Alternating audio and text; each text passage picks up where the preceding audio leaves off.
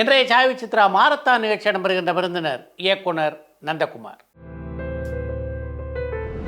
Super star ரஜினிகாந்துக்கு பல வெற்றி படங்களை தந்த இயக்குநர்களான ராஜசேகர், பி. வாசு ஆகிய இருவரோடும் பல திரைப்படங்களை பணியாற்றுகின்ற வாய்ப்பினை பெற்ற நந்தகுமார் இயக்குனர் மணிவண்ணனோடும் சில காலம் பணியாற்றியவர்.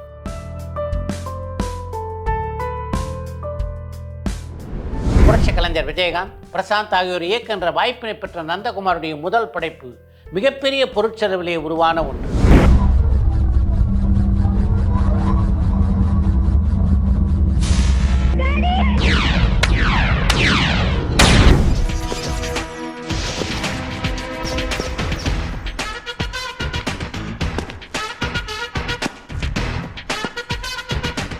சூப்பர் ஸ்டார் ரஜினிகாந்த், விஜயகாந்த், சத்யராஜ், பிரபு, கவுண்டமணி, வடிவேலு போன்ற பல முக்கியமான கலைஞர்களோடு பணியாற்றிய அனுபவங்களை பற்றியும், விஜய், அஜித் ஆகியோருக்கு கதை சொன்ன அனுபவத்தை பற்றியும் இந்த நேர்காணலிலே பகிர்ந்து கொண்டிருக்கிறார் நந்தகுமார்.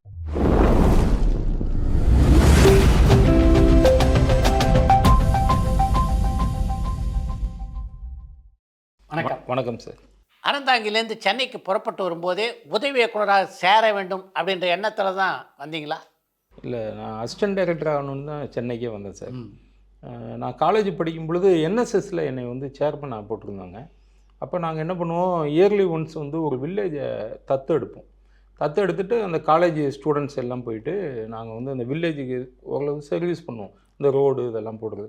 அப்போ எவ்ரிடே ஈவினிங் வந்து ஒரு ஸ்டேஜ் ப்ரோக்ராம்லாம் பண்ணுவோம். அப்போ ஏதாவது ட்ராமா பண்ணோம் அப்படின்னு ஒரு சூழ்நிலை வந்துட்டு அந்த பீப்புள்ஸை என்டர்டெயின்மெண்ட் பண்ணேன். அதில் ஒரு இன்ட்ரெஸ்ட் ஸ்டார்ட் ஆச்சு. அதை தொடர்ந்து அப்படியே நம்ம ஏன் சினிமாவுக்கு எல்லாருமே என்னை வந்து டியூன் பண்ணிட்டாங்க, நீ வந்து சினிமாவுக்கு ஒரு கதாசிரியனாவோ அசிஸ்டன்ட் டைரக்டராகவோ போ அப்படின்ட்டு. அப்படி நேராக கிளம்பி வந்தது தான் சார்.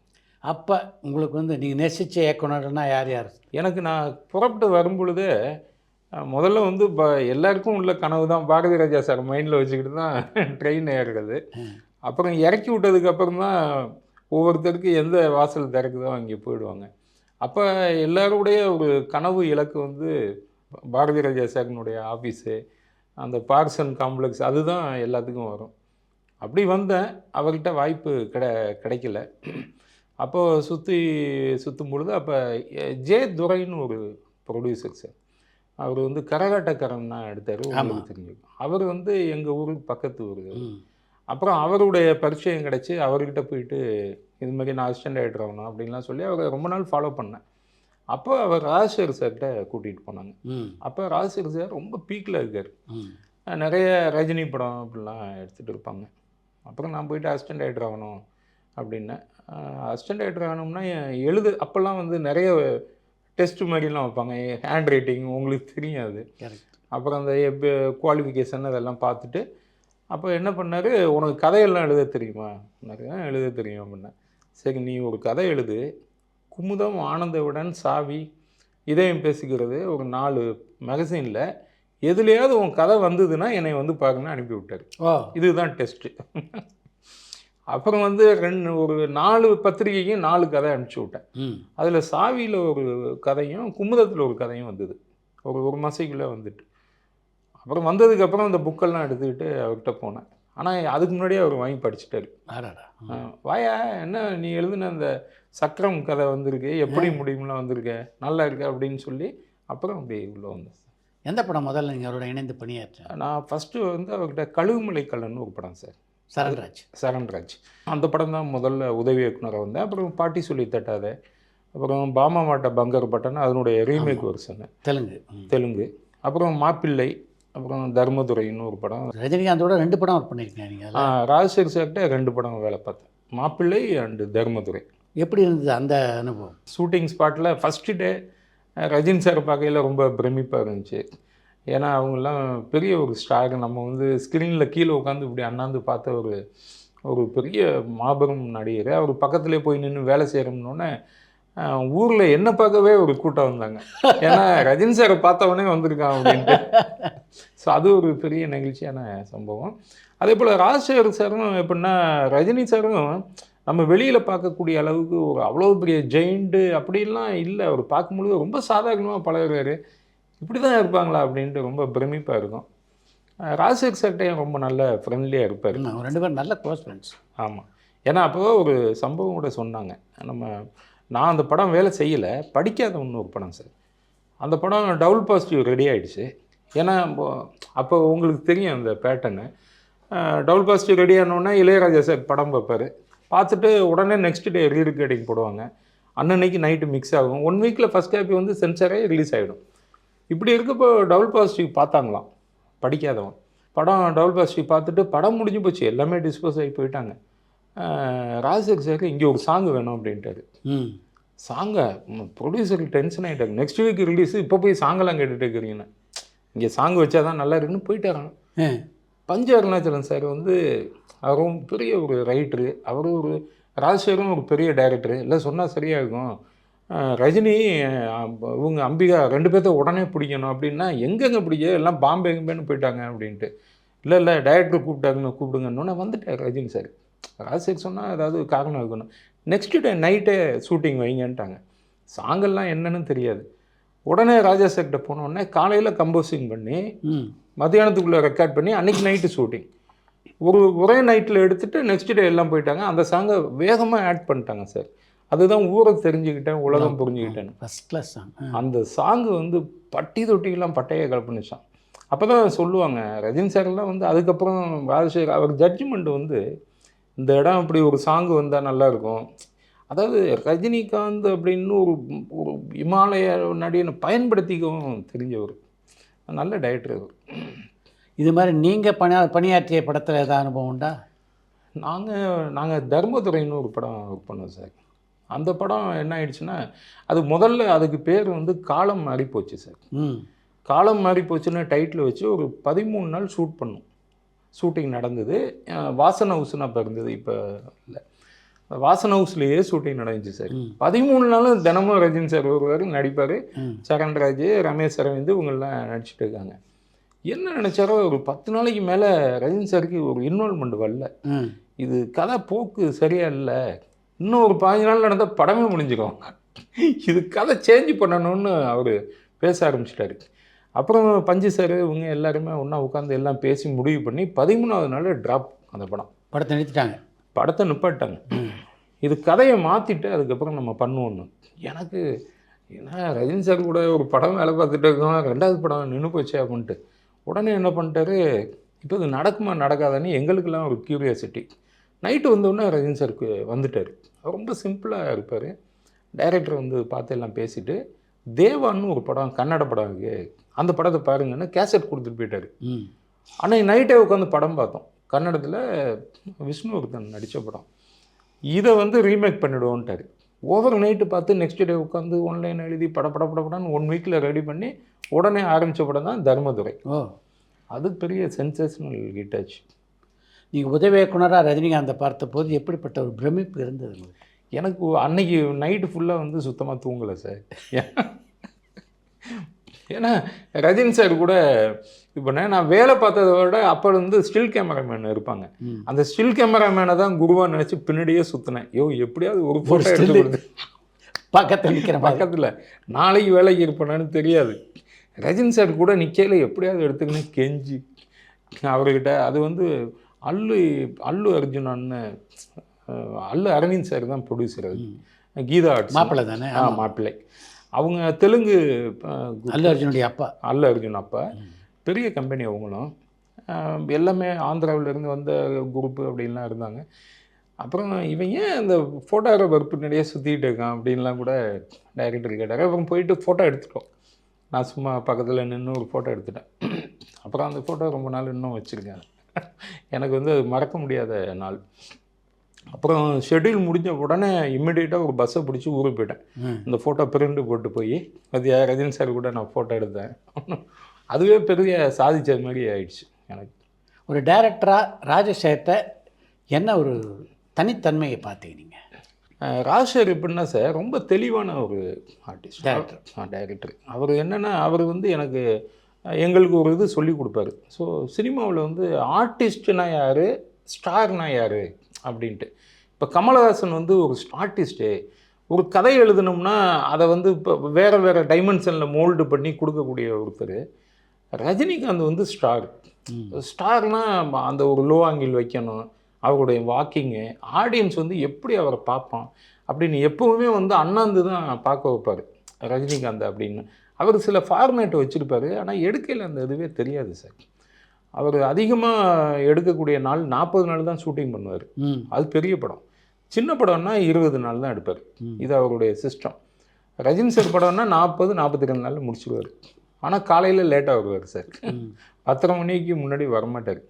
10:30 அப்படி தான் வருவார் டைரக்டர். ரஜினி சார்லாம் வந்து ரெடி ஆகிடுவார். இவரை போட்டு கிளப்பணும். இறங்க அந்த வரண்டான்னு சாரிம்பார். அப்புறம் ரஜினி சார் எதுவும் சொல்ல மாட்டார். வந்த உடனே ஒரு ஆங்கிள் ஃபிக்ஸ் பண்ணாருன்னா சார் 4 சீனு இந்த ஆங்கிளில் எடுத்துருவார் சார். ஃபுல்லாக எல்லா காஸ்ட்யூம் ரெடியாக வச்சுக்கணும். ஒரு இடத்துல கேமரா வச்சா இன்னொரு தடவை வரமாட்டார்.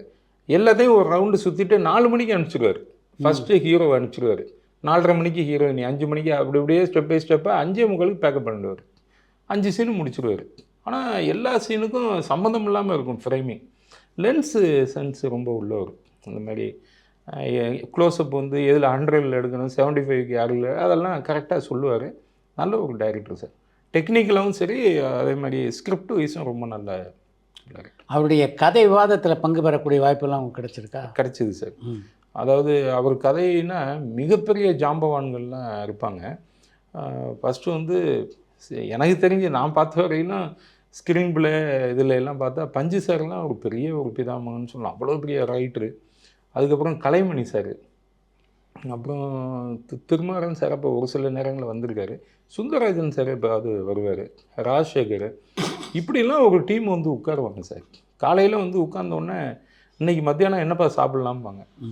அப்புறம் வேலு மிலிட்ரியிலேருந்து எல்லா ஹோட்டலை பற்றி டாபிக் எல்லாம் வரும், உங்களுக்கு தெரிஞ்சிருக்கும். ஒரு 11:30-12 மணிக்கு ஸ்டார்ட் பண்ணுவாங்க சார். 1 மணிக்குள்ளே ஒரு பாதி கதை பேசிடுவாங்க. மதியத்துக்கு மேலே பார்த்தா இன்னொரு கதை பேசுவாங்க. இதை மோல்டு பண்ணால் ஒரு 10 நாள் நடக்கும் டிஸ்கஷன். ரொம்ப பியூட்டிஃபுல்லாக இருக்கும் சார்.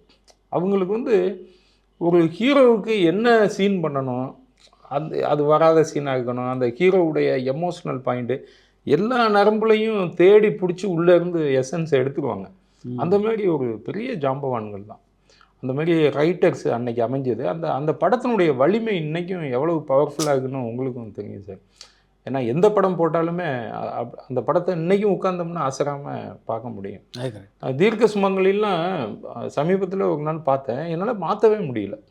அந்த படத்தினுடைய அந்த டெப்த்து பார்த்திங்கன்னா அந்த மாதிரி பழைய படங்கள் எல்லாமே. அதுபோல் அந்த படிக்காதவன் நான் சொன்ன படம் தர்மதுரையில் வந்து ஒரு சீனில் இவர் ரொம்ப இன்னோசென்ட்டு, லேபிளோடையெல்லாம் கண்ணாடி இதெல்லாம் போட்டு வந்து நிற்பார். அவர் ட்ரெஸ் எல்லாம் அவுத்து விட்ருவாங்க. அப்போ ஒரு சாங் வரும், ஆண் என்ன பெண் என்ன நீ என்ன நான் என்ன. அந்த மாதிரி ஒரு நல்ல படம் சார் இது. அந்த படத்தினுடைய படப்பிடிப்பில் பணியாற்றும் போது ரஜினிகாந்துக்கும் ராஜசேகருக்கும் இடையே இருந்த அந்த நட்பு இருக்குல்ல, அதை உங்களால் உணர்ந்து கொள்ள முடிஞ்சுதா? ஆமாம் சார், நிச்சயமாக. என்னென்னா ரஜினி சார் இப்படி பார்த்துட்டு சார் அப்படின்னோடனே, இல்லை சார் அது நெக்ஸ்ட் சீனில் அந்த ஷாட்டு வரும் அப்படின்பாரு. ஸோ அந்த அளவுக்கு அவங்களுக்குள்ள ஒரு அண்டர்ஸ்டாண்ட் இருக்கும். ஸோ இதில் ஒரு டைலாக் வேணும், ஏதாவது ஒரு மெட்டீரியல் வேணும்னா அவ்வளவுதான் கரெக்டாக ஜட்ஜ் பண்ணி சொல்லிடுவார். அப்போ தர்மதுரையில் ஒரு நாள் ஷூட்டிங்கில் வந்து அவர் ஒரு பர்சனலாக பேசிக்கிட்டாங்க. 2 பேர் பேசிகிட்டு இருக்கல, சார் நான் ஒரு டைலாக் யோசிச்சேன் சொல்லவா, நிறைய சொல்லுவார்ல ரஜினி சார், சொல்லுங்கள், நான் சொல்கிறது தான் செய்வேன், செய்கிறது தான் சொல்லுவேன் அப்படின்னு. அப்புறம் அதை சொல்லி ஷூட் பண்ணிட்டோம். படம் ரிலீஸ் ஆச்சு. கொஞ்ச நாளில் எலெக்ஷன் வந்தது. தலைவர் வந்து இதையே ஒரு ட்ரெண்டாக மாறி போயிடுச்சு, நாங்கள் சொல்வதை தான் செய்வோம். அந்த மாதிரிலாம் ரொம்ப ரஜினி சாரும் கொஞ்சம் நல்ல ஒரு ரொம்ப ஹை தாட் உள்ளவர் சார். நிறைய புக்ஸு படிக்கக்கூடியவர், உங்களுக்கு தெரியும். அதே போல் அவர்கிட்ட ரொம்ப பிடிச்ச ஒரு விஷயம் என்னென்னா, செட்டை விட்டு நகர்ந்ததே இல்லை சார். அடுத்தவங்க நடிக்கும் பொழுது கூட ரஜினி சார் அங்கே தான் உட்காந்து மற்றவங்கள வாட்ச் பண்ணுறது, அந்த இடத்துல அப்படியே படுத்து வெட்கிளாத்தை வச்சுக்கிட்டு படுத்துட்டு, அவருடைய உயரம் வந்து கடுமையான உழைப்பு பின்னாடி தான் வந்ததான். நான் அது சாதாரணப்பட்ட விஷயம் இல்லை. ராஜசேகரோட கதை விவாதத்தெல்லாம் நீங்கள் கலந்துக்கிட்டு இருக்கேன்னு சொன்னீங்க. அந்த கதை விவாதத்தின் போது ராஜசேகர் சொல்கின்ற கருத்துக்களுக்கு எதிர்கருத்துலாம் சொல்ல உங்களெல்லாம் அனுமதிப்பாரா? இல்லை, சொல்லுவோம் சார். ஆனால் சொல்லுவோம், கிட்டத்தட்ட ஏதாவது சின்ன சின்ன விஷயங்கள் ஏற்றுப்பார் சார். ஆனால் மேஜரை வந்து அவர் எடுத்துக்கிறது இல்லை. என்னென்னா ஓரளவு பெர்ஃபெக்டாகவே பண்ணிடுவார்.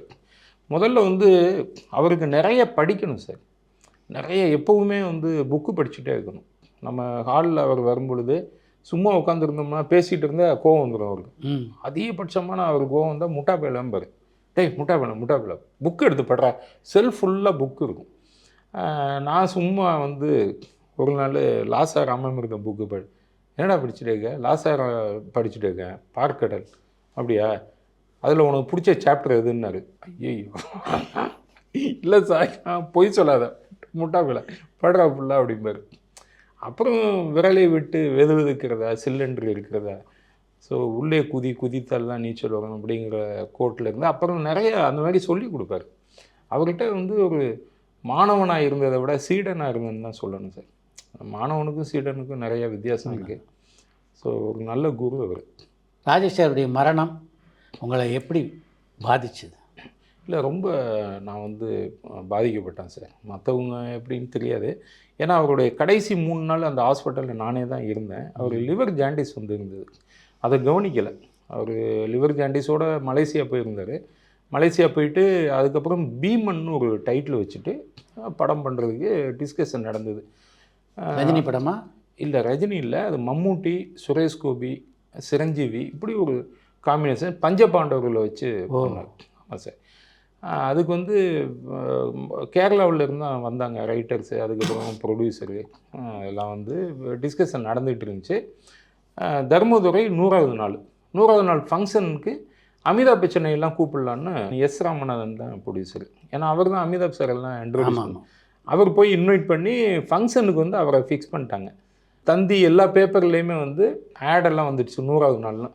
இந்த பேப்பர் ஆடெல்லாம் எடுத்துக்கிட்டு அமிதாப் பச்சன் கன்ஃபர்மேஷனையெல்லாம் சொல்கிறதுக்கு அவர் வந்தார். இவர் இறந்துட்டார். அன்னைக்கு தான் இப்போ விளம்பரம் வருது, 8:10க்கு இவர் இறந்துட்டார். நாங்கள்லாம் ரொம்ப அப்செட் ஆகிட்டோம்.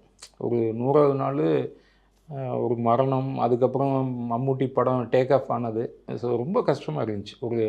அதை விட்டு வெளியில் வர முடியல. எங்கள் குடும்பத்தில் ஒருத்தரை இழந்த மாதிரி. ஏன்னா தம்பி மாதிரி தான் எல்லாத்தையும் பார்த்துப்பாரு. அப்புறம் சினிமாவே வேணாம் ஊருக்கு போயிடலாம் அப்படின்லாம் கூட ரொம்ப ஃபெடம். ஆமாம், அந்த அளவுக்கு வந்தோம். அப்புறம் அவங்க ஃபேமிலியில் உள்ளவங்க அவங்க அந்த அக்காலாம் வந்து பேசி இல்லை நீ எல்லாம் அவசரப்படாத. ராமநாராயணன் சார் ரொம்ப சப்போர்ட் பண்ணார்.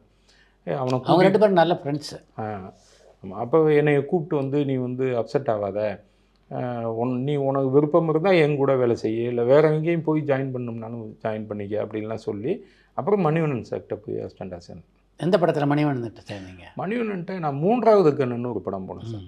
அவர் வந்து ஒரு நல்ல கம்யூனிஸ்ட் சிந்தனைவாதி. ஆனால் ரொம்ப பயங்கரமான வேகமாக ஓடக்கூடிய ஒரு ட்ரெயின் சார். அவர் அதில் உள்ளே உட்காந்து பயணம் பண்ணுறத விட வெளியில் தொங்கிக்கிட்டு போகிற மாதிரியே தான் இருக்கும். அவர் கூட ரொம்ப கஷ்டமாக இருந்துச்சு. அப்புறம் ரொம்ப நிறைய பிரியமான ஒரு மனிதர் தான், நல்ல பாசமாக பழகக்கூடியவர். ஆனால் வார்த்தை பிரயோகங்கள் அவர் செட்டில். ஏன்னா ராஜசேகர் வந்து உச்சபட்ச கோபம் வந்தால் முட்டா பயலுன்னு சொல்லுவார். மணிவண்ணன் சார் சாதாரண கோபம் வந்தாலே என்ன பேசுவாங்கன்னு எல்லாத்துக்கும் தெரியும். இது எனக்கு ரொம்ப இதாகிட்டு 1 மாதம் ஒர்க் பண்ணிட்டு சொல்லாமல் எஸ்கேப் ஆகி ஓடி வந்துட்டேன். அப்படியா? இது வேணாம், சரியாக வராது அப்படின்னு. அப்புறம் வந்துட்டு தான் நேராக பி வாசுக்கிட்ட போய் ஜாயின் பண்ணேன். வாசு சார்கிட்ட போயிட்டு கிழக்கு கரைன்னு ஒரு படம் பிரபு சார், அதில் போய் ஜாயின் பண்ணோம். அப்புறம் கிழக்கு கரையிலேருந்து நிறைய மன்னன், ரிக்ஷா மாமா, திரும்ப ரஜினி சார் படங்கள்லாம் நிறைய வேலை செஞ்சேன். அப்புறம் அம்மா வந்தாச்சு, இது நம்ம பூமி, செந்தமிழ் பாட்டு, வாழ்த்து வெற்றிவேல், உழைப்பாளி, உடன்பிறப்பு, சேதுபதியை பேச நிறைய அப்படியே. ஒரு இடைவெளிக்கு அப்புறம் திரும்ப ரஜினிகாந்தை பார்த்தப்போ என்ன சொன்னார்? ஆனால் அந்த மாதிரி ஒரு மனிதனை உலகத்திலே நான் பார்த்ததே இல்லை சார். நான் வந்து ரொம்ப பிரமிச்சு போய் எந்த காலத்துலையும் அதான் ஒரு மனிதனுடைய உயர்வு வந்து எப்படி கடவுள் கொடுப்பார் அப்படின்ட்டு ஒரு கேப்புக்கு அப்புறம் போய் பார்க்குறோம். மன்னன் முதல் நாள் ஷூட்டிங்கு, சிவாஜி சார் எல்லாமே உட்காந்துருக்காங்க. First day shooting. இவர் மேக்கப் போட்டுருந்தார். ஷார்ட் ரெடின்னு கூட போகணும். நான் தான் போனேன். பார்த்தோன்னே எழுந்துட்டார் சார். எழுந்துட்டு எப்படி இருக்கீங்க, அவங்க வீட்டில் எல்லாம் எப்படி இருக்காங்க என்னதுன்னு அவ்வளோ நேரம் பேசுகிறாரு. சார் என்ன சார் உட்காருங்க அப்படின்னா, இல்லை நீங்களும் உட்காருங்க அப்படின்ட்டு அவ்வளோ ரொம்ப அந்த ஃபேமிலி என்னாச்சு எல்லாத்தையும் கேட்டுட்டு அப்புறம் நான் சொன்னேன், இந்த மாதிரி வாசாக்கிட்ட வந்து ஜாயின் பண்ணி வேலை பார்த்துட்டு இருக்கேன். அப்படியே நல்ல இடம், கரெக்டாக வந்துட்டீங்க, ஆல் தி பெஸ்ட்டு, கவலைப்படாதீங்க, நீங்கள் நல்லா, அதெல்லாம் ரொம்ப சப்போர்ட் பண்ணி அவ்வளோ நான் ரொம்ப ஏன்னா நம்மளை கேட்க வேண்டிய அவசியமே இல்லை. அவருடைய அந்த ஒரு மனித பண்பு வந்து ரொம்ப பெரிய உயர்ந்த பண்பு.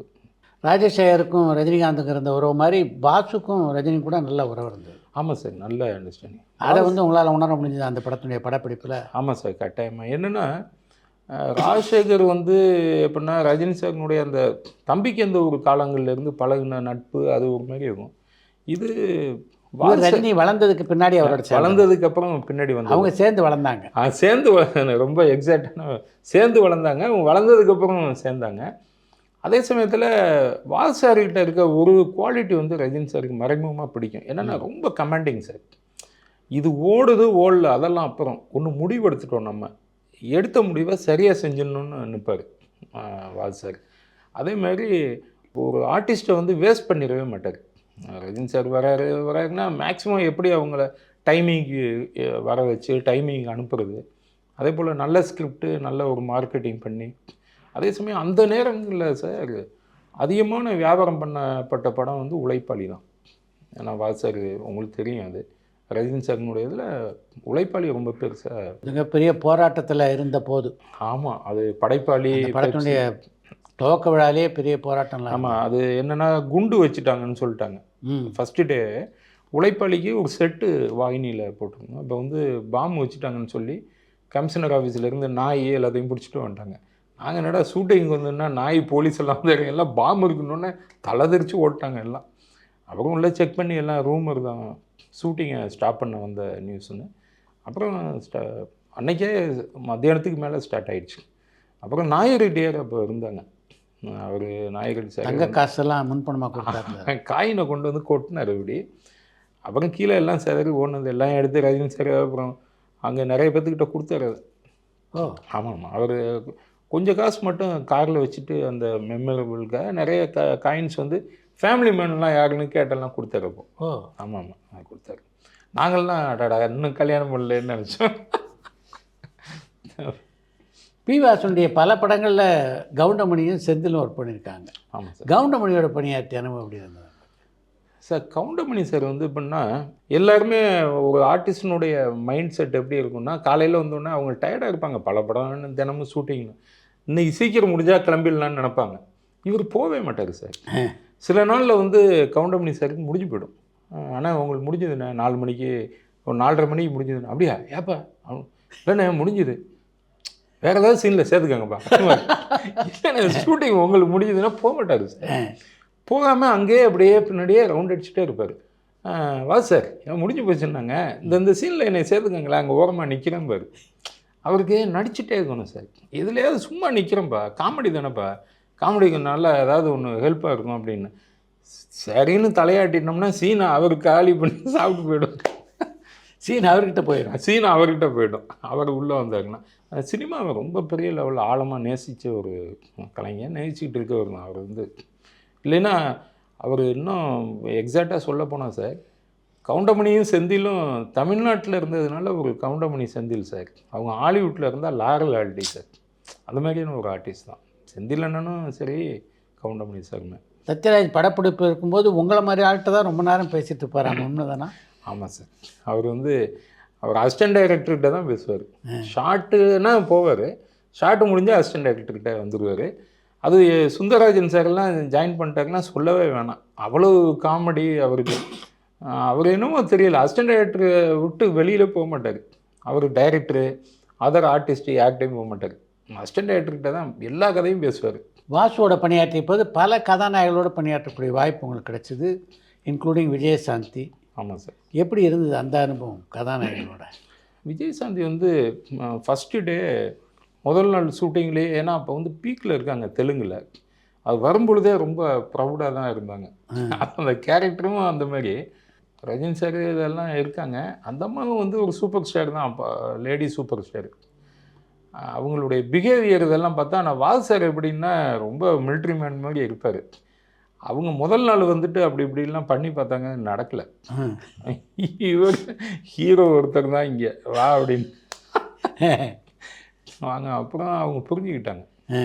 ஸோ புரிஞ்சுக்கிட்டு நெக்ஸ்ட் டே என்ன, ஆனால் ரொம்ப டஃப்பான ஒரு கேரக்டர் தான் விஜயசாந்தி. ஆமாம், ரொம்ப டஃப்பு. அவ்வளோ ஈஸியெல்லாம் அவங்க அந்த நிமிந்து அந்த உட்காந்தாங்கன்னா கடைசி வரையிலும் அப்படி தான் இருந்தாங்க. அந்த படத்துடைய கதாநாயகி எப்படியோ அதே மாதிரி தான். ஆமாம், ரியல் கேரக்டர் தான் இன்னும் சொல்ல போனால். ஆனால் நல்ல படம் அது மன்னன். என் காரை விட எனக்கு நீங்க தான் முக்கியம்.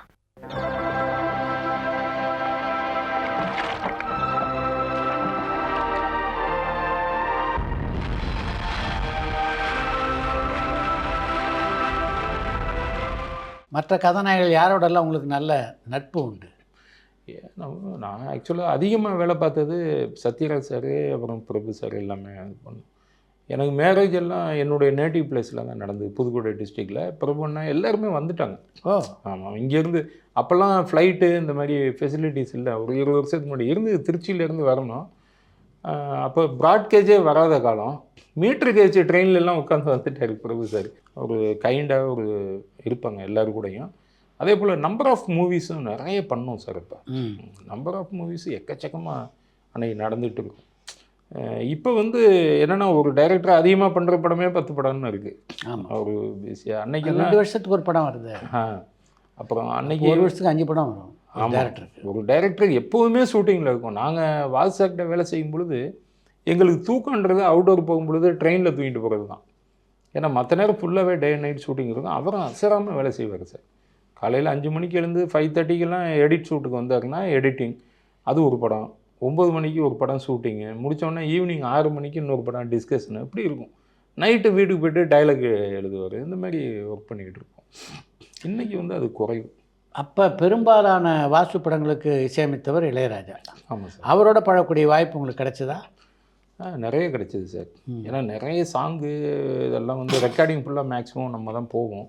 இளையராஜா சார்கிட்ட பிடிச்ச ஒரு விஷயம் என்னென்னா, ஒரு முடிவு எடுத்தாருன்னா அது சரியாக இருக்குது, உடனே எடுத்துறாரு.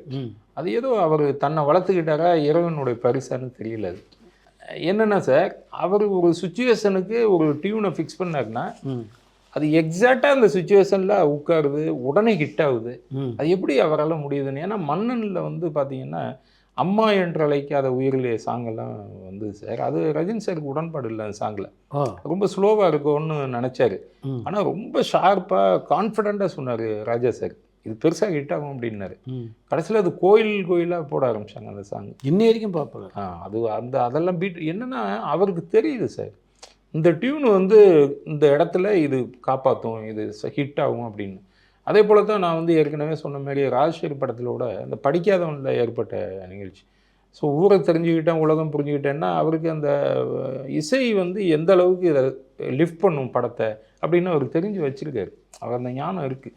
இல்லைன்னா அவர் உண்மையான இசைஞானி தானே அவர். இல்லைன்னா அது மாதிரி உங்களுடைய படங்களுடைய பின்னணி இசை சேர்ப்பில் எந்த படத்தில் உங்களை அவர் அசத்தினான்னு சொல்லலாம் சார்? ஒரு தடவை என்ன ஆயிடுச்சுன்னா, செந்தமிழ் பாட்டுன்னு ஒரு படம் சார், பிரபு நடிச்சது. பிரபு, அதில் வந்து நான் அசிஸ்டன்ட் டைரக்டர் தான் வேலை பார்த்தேன். அப்போ கொஞ்சம் இடையில கொஞ்சம் பிரச்சனை என்னென்னா, ஃபினான்சியலாக கொஞ்சம் ஸ்லோவாச்சு அந்த படம். அப்போ ரிலீஸ் வந்து தள்ளி வரும், தீபாவளிக்கு வர்றது, பொங்கலுக்கு, அந்த மாதிரி ஒரு சூழ்நிலை இருந்தது. அப்புறம் இவங்க வால் சார், பிரபு சார் எல்லாம் சேர்ந்து என்ன பண்ணிட்டாங்க, இல்லை நம்ம எப்படியாவது கொண்டாந்துருவோம்னு இவங்களே இன்வால்வ் ஆகி படத்தை கம்ப்ளீட் பண்ணிட்டாங்க. இது லேட்டாக தான் வரும் அப்படின்னு ராஜா சார் என்ன பண்ணிட்டாரு, தேவர் மகனை வந்து ரீரெக்கார்டிங் ஃபிக்ஸ் பண்ணிட்டாரு. இப்போ இவங்களும் போயிட்டாங்க, நம்ம படமும் வருதுண்ணே அப்படின்ட்டு. ஏய், நான் அந்த படம் முடிக்கணும். ஆனால் இது நிறைய சிக்கலில் இன்வெஸ்ட்மெண்ட் நம்ம பண்ணி அதை முடிச்சிருக்கோம், அதை முடிக்கலைன்னா தப்பாக போயிடும். அப்போல்லாம் தான் உங்களுக்கு தான் தெரியுமே சார், 1 வீக்குக்குள்ளே ரீரெக்கார்டிங் முடித்து சென்சர் ஆகி வந்துடும் படம். இப்போ என்ன பண்ணுறதுன்னு புரியல. ராஜா சாரை தவிர எந்த இசையமைப்பாளனாலையும் பண்ண முடியாத சாதனை சார் அது. உடனே என்ன பண்ணார், சரி முடியா 2த்தையும் பண்ணிடலான்னாரு. பிரசாத்தில் செந்தமிழ் பாட்டு சார், ஏவிஎம்மில் தேவர் மகன் சார், 2டையும் பேரலாக போட்டார் ரீரெக்கார்டிங். இங்கே ஒரு ரீலில் பார்த்து நோட்ஸ் கொடுப்பாரு, அங்கே ஒரு ரீலில் பார்த்து நோட்ஸ் கொடுப்பாரு. 2 படமும் சம்மந்தம் இல்லாதமே இருக்கும் சார் மியூசிக். ஆமாம், சென்சேஷனல் ஹிட்டு. 2 படமும் பார்த்தா பிரம்மாண்டமான வெற்றி. மியூசிக் அதை விட பெரிய ஹிட்டு.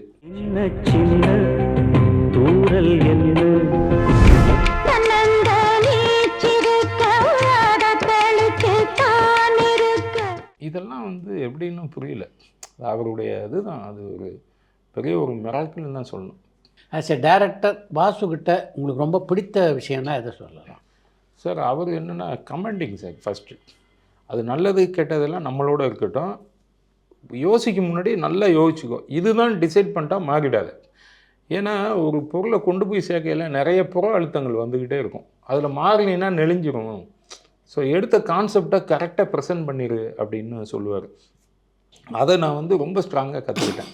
2வது சார், உழைப்புனா அவரை மாரி உழைக்கிறது ரொம்ப கஷ்டம் சார். ஏன்னா தூக்கம் அதெல்லாம் விட்டுருவார். அவருக்கு தெரிஞ்ச ஒன்று சினிமா மட்டும்தான் சார், வேறு எதுவுமே தெரியாது. சினிமா மட்டும்தான் தெரியும் அவருக்கு.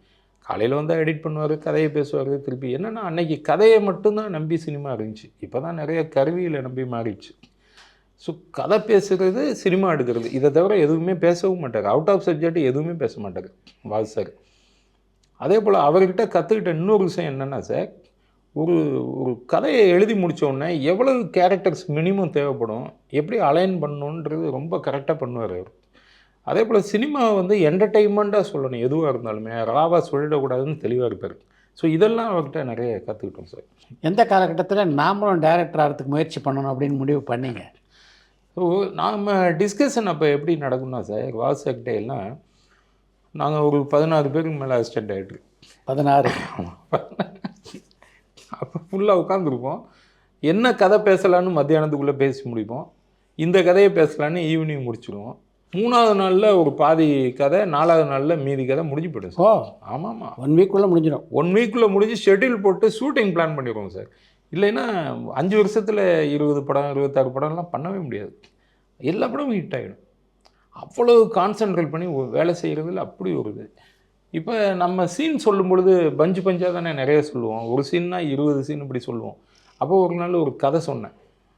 கார்த்திக் படம் கமிட் ஆகுதுயா, என்னையா கதை பண்ணலாம் அப்படின்னு பேசல. சார் இப்படி ஒன்று பண்ணலாம், மைசூர் மகாராஜாவுடைய ரியல் ஸ்டோரி இருக்குது, குழந்தை இல்லாத வீட அடாப்ஷன் பண்ணால் வந்தாங்கன்னு அப்படியே கேட்டார். ஐயோ இந்த கதை நல்லா இருக்குது அப்படின்னாரு. ஆமாம் சார் நல்லா இருக்குது. ஏன் எல்லா படத்துக்கும் கதையாக சொல்லிகிட்டு இருக்கு, அந்த கதையை நீயே டைரக்ட் பண்ணியான்ட்டார். சார் ஒன்று நிஜமாதையா, நீ முதல்ல ரெடி பண்ணு, இந்த கதையை ரெடி பண்ணி சொல்லி முதல்ல ஒரு கம்பெனியை பாரு. இப்படி ராமதுரை சார், ராமதுரை மேனேஜர், ஆமாம், இவனை எங்கேயாவது சொல்லி ஒரு உட்கார வைங்க அப்படின்னு சொல்லி அவர் தான் கிளப்பி விட்டார். எங்கேயே சுற்றிக்கிட்டு இருக்காதையா, போய் டைரக்ட் பண்ணியா அப்படின்னு அனுப்பி விட்டார். அப்புறம் தான் உட்காந்து அந்த கதையை ரெடி பண்ணிட்டு வெளியில் வந்துட்டேன். பாக்யராஜோட கூட நீங்கள் ஒரு படம் ஒர்க் பண்ணீங்களா அவரோட? ஆமாம் சார், நான் வந்து அம்மா வந்தாச்சுன்னு அந்த படம். அவர் ரொம்ப நிறைய வந்து அவர்கிட்ட தெரிஞ்சுக்கிட்ட ஒரு விஷயம் என்னென்னா, ஒரு நாள் அம்மா வந்தாச்சு ஷூட்டிங் குன்னூரில் நடந்தது சார். குன்னூரில் நடக்கையில் நாங்கள் நைட் ஷூட்டிங்கெல்லாம் முடிச்சுட்டு ஷெட்யூல்லாம் போட்டு நைட்டு ஒரு 11:45 அப்படி இருக்கும் சார், படுக்கலான்னு போனோம். கதவு தட்டுற சவுண்டு பார்த்தா பாக்யராஜ் சார் ப்ளூ ஹில்ஸ்ன்னு ஒரு ஹோட்டலில் குன்னூரில் ரெகுலராக அங்கே தான் தங்குவாங்க. ஆமாம், என்ன படுக்க போகிறீங்களா அப்படின்னு. ஆமாம் ஆமாம் சார், இல்லை ஃப்ரீயாக இருந்தீங்கன்னா ஒரு கதை சொல்லலான்னு பார்த்தேன். ஐயோ சார் நீங்கள் கதை சொல்லி வாங்க, நாங்கள் உடனே போயிட்டோம். அசிஸ்டன்ட்லாம் போயிட்டு சிக்கன் சூப் ஆர்டர் பண்ணுவோமா? பண்ணுவோம் சார்னு எல்லாம் வந்து சூப்பெல்லாம் குடிச்சிட்டு நைட்டு 2 மணிக்கு கதை சொன்னார். ஸ்டார்ட் பண்ணி 2 மணி நேரம் கதை சொன்னார். 2 மணி தான் ஆரம்பிக்கிற கதையை ஒரு ஃபுல் கதை சொன்னார் சார். ஃபர்ஸ்ட் ஹாஃப் சுமாராக இருக்குது, செகண்ட் ஹாஃப் நல்லா இல்லை. என்ன நல்லா இல்லைன்ட்டீங்க? ஆமாம் நல்லா இல்லை. அப்படியா, ஏன் அப்படின்னாரு. இல்லை சார் இந்த மாதிரி இந்த கேரக்டர் இப்படி இருந்துச்சு, இதெல்லாம் என்னுடைய கருத்து சார் இது அப்படின்ட்டேன். சரி ஓகே ரைட்டுன்னு விட்டோம். அடுத்த நாள் கலைஞானம் சார் வந்தார். என்ன நந்து என்னப்பா சொன்ன, நீ போட்டு குழப்பிட்டு கதை நல்லா இல்லைன்னு சொன்னியா? அந்த ப்ராஜெக்ட் ஷூட்டிங்க்கு ரெடியான ப்ராஜெக்ட், அதை போய் கன்ஃபியூஸ் பண்ணிட்டேன்னா. அவருக்கு என்னென்னா சார், யாராவது ஒரு ஆள் பிடிக்கலைன்னு சொல்லிட்டா உட்காந்துருவார் சார், அதில் ஏதோ தப்பு இருக்குதுன்னு உள்ளே இறங்கிடுவார் சார். அந்த கதையை வேணான்னு ட்ராப் பண்ணிட்டார் சார். ட்ராப் பண்ணி அந்த கேரக்டரை மட்டும் வச்சுக்கிட்டு திரும்ப ஃபுல்லாக ஃப்ரெஷ்ஷாக கதையை ரீஒர்க் பண்ணி வேறு ஃபார்மேட்டில் அதை மாற்றி எடுத்த படம் தான் ராசுகுட்டி. அந்த கதையை முடிஞ்ச உடனே பாம்குரலில் இருக்கையில் திரும்ப கூப்பிட்டு சொல்கிறாரு சார், அவர் எவ்வளோ பெரிய பண்பு பாருங்கள், இப்போ எப்படி இருக்குது அப்படின்னு. சார் சூப்பராக இருக்குது சார் இப்போ அப்படின்னு உடனே ஷூட்டிங் போனார். அந்த படம் பெரிய ஹிட்டு. அப்போ ஸோ என்னென்னா அவர் வந்து பல்ஸு பார்க்குறதுல ரொம்ப கில்லாடி. திருத்தப்பட்ட கதையை திரும்பி கூப்பிட்டு சொல்கிறாரு சார். அவரே நான் சொன்னேன் அதான் சார், ஸ்க்ரீன் பிளேயில் கிங்குன்னு நீங்கள் பேர் வாங்கினவங்க. இன்னும் எல்லாருமே எக்ஸாம்பிள் வந்து 1000ல் ஒருவனும் தில்லானா மோகனம்பாலும் அந்த 7 நாட்களையும் தான் எல்லாமே நாங்கள் வந்து பேட்டர்ன் எடுத்துப்போம். ஸோ ஒரு டெம்ப்ளேட் ஃபார்ம் பண்ண ஒரு ரைட்ரு நீங்களே வந்து அப்படி இல்லை, ஒரு ஆளுக்கு பிடிக்கலைன்னா 1,00,000 பேருக்கு பிடிக்காது. இது உன்னுடைய கருத்து இல்லை, உன்னைய மாதிரி இன்னும் 1,00,000 பேர் இருப்பாங்க அப்படின்னாரு. அந்த மாதிரி ரொம்ப நல்லது. அப்புறம் நான் தனியாக படம் பண்ணையிலேயும் நிறைய ஒரு ஃபங்க்ஷன் அதெல்லாம் கூப்பிட்டேன், வந்தார். எங்கே பார்த்தாலும் ரொம்ப நல்லா பேசுவார். இப்போ கதை தயார் பண்ணிட்டீங்க, எந்த தயாரிப்பாளரை அணுகிறதுன்னு எப்படி முடிவு பண்ணீங்க? இல்லை கதை முதல்ல முடித்தேன் சார். முடித்தோடனே இதுக்கு யார் நடித்தா நல்லா இருக்குன்னு டிசைட் பண்ணோம். அப்போ விஜய் நடித்தா நல்லாயிருக்கும் அப்படின்னோடனே ராமதுரைகிட்ட சொன்னேன். அவர் பேசி அப்பாயின்மெண்ட் வாங்கி கொடுத்துட்டார் விஜய்கிட்ட. ஆமாம், அவர் எஸ்ஏசிகிட்ட சந்திரசேகர் சார்கிட்ட கதையை சொல்லிவிட்டு அதுக்கப்புறம் அங்கே போய் சொல்லணுன்னே அவர் கேட்டார் டைரக்டர். கேட்டு கதை சூப்பராக இருக்குது, நல்லா இருக்கியா, போய் விஜய்கிட்ட சொல்லுன்ட்டார். விஜய்கிட்டையும் கதையை சொல்லிட்டேன். கதை அவருக்கும் ஓகே. பிடிச்ச உடனே இவர் என்ன பண்ணிட்டாரு, எஸ்ஏசி பையனை பிடிச்சிருச்சுன்னு சொல்லிட்டாப்புல, இன்னொரு தடவை சொல்லு கதையை அப்படின்னாரு. ஐயோ என்னது, திருப்பி ஏதாவது ஆகிட போதும் 2வது தடவையும் கதையை சொன்னேன். நல்லா இருக்குது, ஆனால் அந்த கதை வந்து கொஞ்சம் செலவாகுமையா. ஏன்னா விஜய் வந்து அப்போ காதலுக்கு மரியாதையெல்லாம் முடிச்சுட்டு இருக்க டைம். இது ரொம்ப எக்ஸ்பென்சிவாக இருக்குமே, இவ்வளோ பெரிய பட்ஜெட்டில் எந்த கம்பெனி பண்ணுவாங்க சார்? குஞ்சுமோன் பண்ணுவார் சார். குஞ்சுமோன் தெரியுமா உங்களுக்கு? பேசுனீங்களா அப்படின்னு. பேசலை சார். போய் பேச வேண்டியதானே, நான் போய் பேசிக்கிறேன் அப்படின்னேன். சரி குஞ்சுமோன் மாதிரி கம்பெனி கிடச்சா ஓகே அப்படின்னாரு. நேராக குஞ்சுமோன் போய் பார்த்தோன்னே என்ன தம்பி சொன்னார். சார் இந்த மாதிரி கதை சொல்லணும் உங்கள்கிட்ட. கதை சொல்லணுமா? 5 வருஷம் வெயிட் பண்ணுங்கள், இப்போ நிறைய படம் நடந்துகிட்டு இருக்குன்னாரு. சரி சார் 5 வருஷம் வெயிட் பண்ணுறேன், இடையில எப்போது ஃப்ரீயாக இருந்தால் சொல்லுங்கள் சார், நான் வந்து உங்களை மீட் பண்ணுறேன்னு. அது என்ன இடையில ஃப்ரீயாக இங்கே வாங்க அப்படின்னு சொல்லி இந்த மாதிரி அப்ரோச் பண்ண இது பிடிச்சி கதையை கேட்டேன். கதையை கேட்டு முடித்த உடனே என்ன பண்ணிட்டாரு, கதை நல்லா இருக்கு, முதல்ல கதையை பக்காவாக ஒர்க் பண்ணு, ஃபைல்லாம் ரெடி பண்ணுங்க, அப்புறம் ஆர்டிஸ்ட்டை பற்றி பேசிக்கோன்ட்டார். சரி ஓகேன்னு உட்காந்து கதையெல்லாம் ரெடி பண்ணோம். அப்புறம் பாம்குரலில் ரூம் போட்டு தந்தாங்க, எல்லாம் ஸ்கிரிப்டில் கொஞ்சம் மட்டும் விஜய் கதையை கேட்டான்றது சொல்லிட்டேன். விஜய் சொல்லிட்டேன். அவர் என்ன சொல்லிட்டாரு, நான் விஜய் அஜித் அதெல்லாம் அப்புறம் கதை எனக்கு வந்து ஃபுல் ஃபார்மில் கொடுத்துரு ஃபைல், அதை படிச்சுட்டு அப்புறம் முடிவு பண்ணலான்ட்டார். அப்புறம் கதையை கம்ப்ளீட்டாக படித்தோம். படித்து முடித்தோடனே இது கதை போகிற போக்கு இதெல்லாம் வந்து பார்த்தாக்க வேறு ஏதாவது ஆர்டிஸ்ட் வச்சு பண்ணலாமா அப்படின்னாரு. ஏன் சார் விஜய் தான் ஒத்துக்கிட்டாரு அப்படின்னேன். இல்லை அஜித்தை வச்சு பண்ணுவோன்னாரு. எனக்கு ஒரு மாதிரி ஆகிட்டு. அப்புறம் வந்து விடி விஜயன் எடிட்டரு, அவர் கைடு பண்ணார். பெரிய கம்பெனி, உங்களுக்கு ஃபஸ்ட்டு படம் கிடைக்கிது, நீங்கள் ஒரு அட்வைஸாக எடுத்துக்கிட்டு கூட போங்க, அது உங்களுடைய முடிவு தான் அப்படின்னாரு. அப்புறம் இப்போ என்ன, இவர் ப்ரொடியூசரை மீறி அவங்க என்ன நினச்சி சொன்னாரோ தெரியல. அப்போ அஜித் வந்து ஒத்துக்க முடியல, ஏன்னா அவர் அஜித் சார் வந்து நிறைய கமிட்மெண்ட்டில் இருந்தார். அப்போ அவருக்கு டேட் அப்போதைக்கு இல்லை. அப்புறம் அப்படியே சுற்றி அவங்க பையனை ஹீரோவை போடுற மாதிரி ஆயிடுச்சு. ஒருவேளை அந்த இடத்துக்கு கூட்டிகிட்டு வர்றதுக்காக தான் அப்படி சுற்றி கூப்பிட்டு போனாரோ என்னமோ தெரியல. சரி அப்புறம் அன்னைக்கு அவர் இருந்த பொசிஷன் கேடி குஞ்சுமோன், ஜென்டில்மேன் ஃபிலிம்ஸ் அப்படின்லாம் இருந்தோன்னே, சரி அவங்க பையனை வச்சு பண்ணும்பொழுது நல்லா கரெக்டாக எடுத்துடலான்னு கோடீஸ்வரன் டைட்டில் வச்சு மூவ் பண்ணுறோம். அஜித்தை சந்திக்க முயற்சி பண்ணார் அவர். நான் போய் பார்த்தேன். நான் அஜித் சாரை வந்து ஏவிஎம்மில் போய் பார்த்தேன். போன உடனே உங்கள் கதை எனக்கு தெரியும், நான் நடிக்கிறேன்னாரு. கதை உங்களுக்கு எப்படி சார் தெரியும்னா, அதான் இந்த மைசூர் மகாராஜா மாதிரி இந்த இப்போ குழந்தை இல்லாத வீட்டுக்கு தத்து வருது அதானே அப்படின்ட்டாரு. உங்களுக்கு எப்படி சார்னா, இல்லை எனக்கு தெரியும், விக்ரமன் இவங்கெல்லாம் பேசிகிட்டு இருக்கையில் உங்கள் கதையை பற்றி ஒரு நாள் சொன்னாங்க அப்படின்ட்டாரு.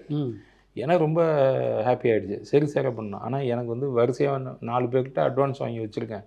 நான் ஒரு பெரிய கம்பெனின்னு சொல்லிட்டு இவங்களையெல்லாம் விட்டுட்டு வரமாட்டேன், நான் 1 by 1 தான் நான் வருவேன்ட்டார். அப்புறம் அவர் ஒரு கம்பெனியை சொன்னார்.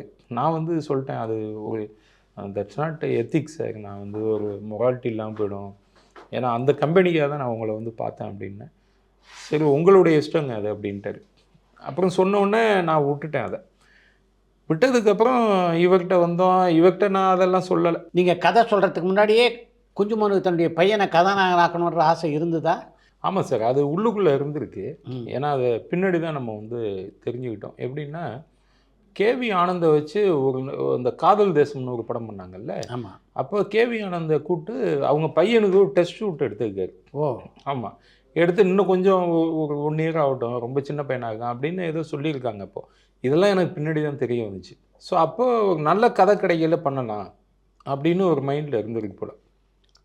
அதை வெளியில் அவர் சொல்லிக்கல, ஆனால் அதுதான் காரணம்னு நான் பின்னாடி தெரிஞ்சுக்கிட்டேன். ஏன்னா நான் போகும்பொழுது விஜய் மாதிரி ஒரு பெரிய ஆர்டிஸ்ட் எல்லாம் ஃபிக்ஸ் பண்ணி போய் கூட அது நடக்கலை. அப்புறம் அவங்க பையனை ஹீரோன்னு ஃபிக்ஸ் பண்ணோம். அதுக்கப்புறம் நிறைய சப்போர்ட்டிங் ஆர்டிஸ்ட்லாம் நிறைய கேஸ்டிங்ஸ் இருக்குது. அதில் பார்த்தா நீங்கள் அந்த பையனை நடிப்பெல்லாம் டெஸ்ட் பண்ணி பார்த்தீங்களா? அப்போ நாங்கள் இப்போ அதெல்லாம் பண்ணிவிட்டு அதுக்கப்புறம் ஒரு 3 monthsக்கு மேலே ஒர்க் ஷாப்பு வச்சோம். பண்ணிவிட்டு நிறைய ஃபுல் ஸ்கிரிப்டை கொடுத்து அவரை கம்ப்ளீட்டாக பெர்ஃபார்மன்ஸ் பண்ணி சூப்பர். அதெல்லாம் வந்து வீடியோ கேமரா, அப்போ வந்து இந்த இதெல்லாம் டிஜிட்டல் இல்லாத நேரம், VHS கேசட் போட்டு வீடியோவில் ஷூட் பண்ணி காமிச்சு மோல்டு பண்ணி எடுத்தோம். ஏன்னா காம்பினேஷன் வந்து பார்த்திங்கன்னா பெரிய பெரிய ஆர்டிஸ்ட் கூட்டம். நம்பியார் சாமி, அதுக்கப்புறம் ரகுவரன், வடிவேலு, இவர் ஜெய்சங்கர், அப்புறம் கரிஷ்மா கபூர் ஒரு கெஸ்ட் அப்பியரன்ஸ் பண்ணாங்க, கிரீஷ் கர்நாடு, கொச்சின் அனிஃபா, சுகுமாரி, அம்பிகா, நிறைய பேர் சார். இவ்வளவு ஆர்டிஸ்ட் கூட்டம் இருக்கிறதுனால ஸ்பாட்டில் பிரச்சனை வந்துடக்கூடாதுன்னு எல்லாம் தெளிவாக தான் போனோம். ஹீரோயினி யாரை போடுறது அப்படின்னு நிறைய ட்ரை பண்ணிட்டு இருந்தோம். சரி நியூ ஃபேஸ் போயிடலாம். அவனும் பாம்பேயில் போயிட்டு நிறைய பேரை பார்த்தோம். அப்போ வந்து இந்த பெருக்கு சாக்லேட்னு ஒரு ஆடு வந்துட்டு இருக்கும். லிரில் சோப்பு பெருக்கு சாக்லேட்னா அதில் வந்து ஒரு அந்த பொண்ணு நல்லா இருக்குது யாருன்னு தேடி போனால் பிரீத்தி ஜிந்தா. அது அனுபம் கர்னுடைய ஏஜென்சி மாடல் ஏஜென்சியில் இருந்தாங்க. ஸோ அதனால அந்த டைப் இருந்தோடனே அவங்க ஒரு பெரிய அமௌண்ட்டாக பார்கெயின் பண்ணாங்க சம்பளம். இது குஞ்சுமோன் சாருக்கு அது செட் ஆகலை. அந்த சேலரி என்ன ஃபஸ்ட்டு படத்தில் எவ்வளவு சம்பளம் கேட்குறீங்க நம்ம கம்பெனியில் அப்படின்னு சொல்லிட்டு அதில் பெரிய ஈடுபாடு காட்டல. அப்புறம் ரியாசன் ரீமாசன் அப்படிலாம் பார்த்தோம். இன்னும் சில இது வந்து ஏஜ் வயசு கொஞ்சம் மெச்சூர்டாக தெரிஞ்சாங்க, சின்ன பொண்ணாக இருந்தது. அப்புறம் நக்மா பார்த்து இது பண்ணி நக்மாவுடைய சிஸ்டர் இருக்காங்க அவங்கள பார்க்கலான்னு அவங்க சொல்லி அப்புறம் அவங்க சிஸ்டரை கூப்பிட்டு வந்தாங்க. ஜோதிகா அவங்க தான். ஜோதிகா. ஆமாம் ஜோதிகா. ஜோதிகா பார்த்தோன்னே அப்போ வந்து நல்ல ஸ்லிம்மாக அந்த வாலி படத்தில் கெஸ்ட் அப்பியரன்ஸ் பண்ணாங்க. அதுக்கு முன்னாடி ஜோதிகாவை பார்த்தோன்னே சார் சரியான பொண்ணு கிடச்சிருக்கு அப்படின்னா இங்கே கூப்பிட்டு வந்துட்டோம். கூப்பிட்டு வந்து அப்புறம் செங்கி ஃபார்ம்னு ஒரு லொக்கேஷன் இங்கே. ஆமாம். அங்கே வச்சு ஒரு ட்ரையல் ஷூட் பண்ணோம். எல்லாம் பண்ணி ஆடிஷன்லாம் பண்ணோம். அது 2 கருத்து ஆகிடுச்சு. ஒரு சில டீமுக்கு வந்து அவங்கள ஜோதி என்னென்னா கொஞ்சம் ஹைட்டு ஜாஸ்தி. அப்போ ரொம்ப ஸ்லிம்மாக இருந்தோடனே லூஸு வேறு இதெல்லாம் விட்டுருந்தோம். இந்த பையனோட பொண்ணு ஹைட்டு ஜாஸ்தி இருக்குது, கொஞ்சம் பெண்ட் இருக்குது, ஒரு மாதிரி ஒரு அதாவது அந்நியமாக இருக்குது பொண்ணு. கதை வந்து நீங்கள் நேட்டிவிட்டியாக பண்ணிக்கிறீங்கன்னு இப்படி ஒருத்தர் ஒரு கருத்தை சொல்லி அதில் நிறைய கன்ஃபியூஷன் வந்துட்டு அதனால அவங்கள ஃபிக்ஸ் பண்ண முடியல. அதுக்கப்புறம் சரி வேறு யாரை போடலான்னொன்னே அப்போ பிரியா கில்லுன்னு ஒரு ஒன்று தேரை மேரே ஜப்னேன்னு ஒரு படம் வந்துருந்துச்சு. அந்த ஆர்டிஸ்ட்டை பார்க்கலான்னு போய் பார்த்தோம். அவங்களும் நல்லா ஹைட்டு ஜாஸ்தி. அப்புறம் சிம்ரன் இன்னொரு பொண்ணு அதில் நடிச்சிருப்பாருங்கன்னாங்க. அப்புறம் சிம்ரன் பார்த்தோம். சார் இந்த சிம்ரன் நல்லா இருக்காங்க அப்படின்னோன்னா அவங்கள்ட்ட பேசணும். அப்போ தமிழில் ஏற்கனவே என்கிட்ட ஒரு கம்பெனி பேசியிருக்காங்க ஒன்ஸ் மோர்னு ஒரு படத்துக்குன்னாங்க. அப்போ அது முடிச்சுட்டு வாங்க அப்படின்னோம். சரின்னு நாங்கள் கமிட் பண்ணி வந்தோம். நாங்கள் ஸ்டார்ட் பண்ணுறதுக்கு இடையில் நேருக்கு இன்னொரு படம் ஸ்டார்ட் ஆகிடுச்சு. ஸோ பண்ணோன்னா அதுக்கப்புறம் 3வது படமாக இது ஆக்ட் பண்ணாங்க சிம்ரன். அப்படியே எடுத்த படம் தான் அது ஃபுல்லாக. மைசூர் பேலஸு அப்படின்லாம். கரிஷ்மா கபூர் எப்படி அதுக்குள்ளே வந்தாங்க? இதில் ஒரு கெஸ்ட்டு ரோல் ஒன்று இருந்தது சார். அந்த ஒரு சின்ன கேரக்டரு ஒரு சாங் ஒன்று. அந்த சாங் வந்து ஒரு பெரிய ஹியூஜ் செட்டப்பாக இருக்கும். என்னென்னா ஸ்பேஸ்லேருந்து வந்த ஒரு வேறு கிரகவாசி ஒரு பெண்ணு. அவள் என்னென்னா உலகம் ஃபுல்லாக நான் தேடிட்டு இருக்கேன், எனக்கு ஈக்குவலாக ஒரு அழகில் சிறந்த ஒரு ஆண்மகனே எங்கேயும் இல்லை அப்படின்னு ஒரு இருமாப்புள்ள ஒரு பெண்ணு. அப்படி ஒரு கேர்ளாக வேணும் அப்படின்னு தேடணும். அப்போ அதுக்கு தகுந்த மாதிரி ஒரு சாங் வேணும்னா வைரமுத்து சார் தான் எழுதினார்.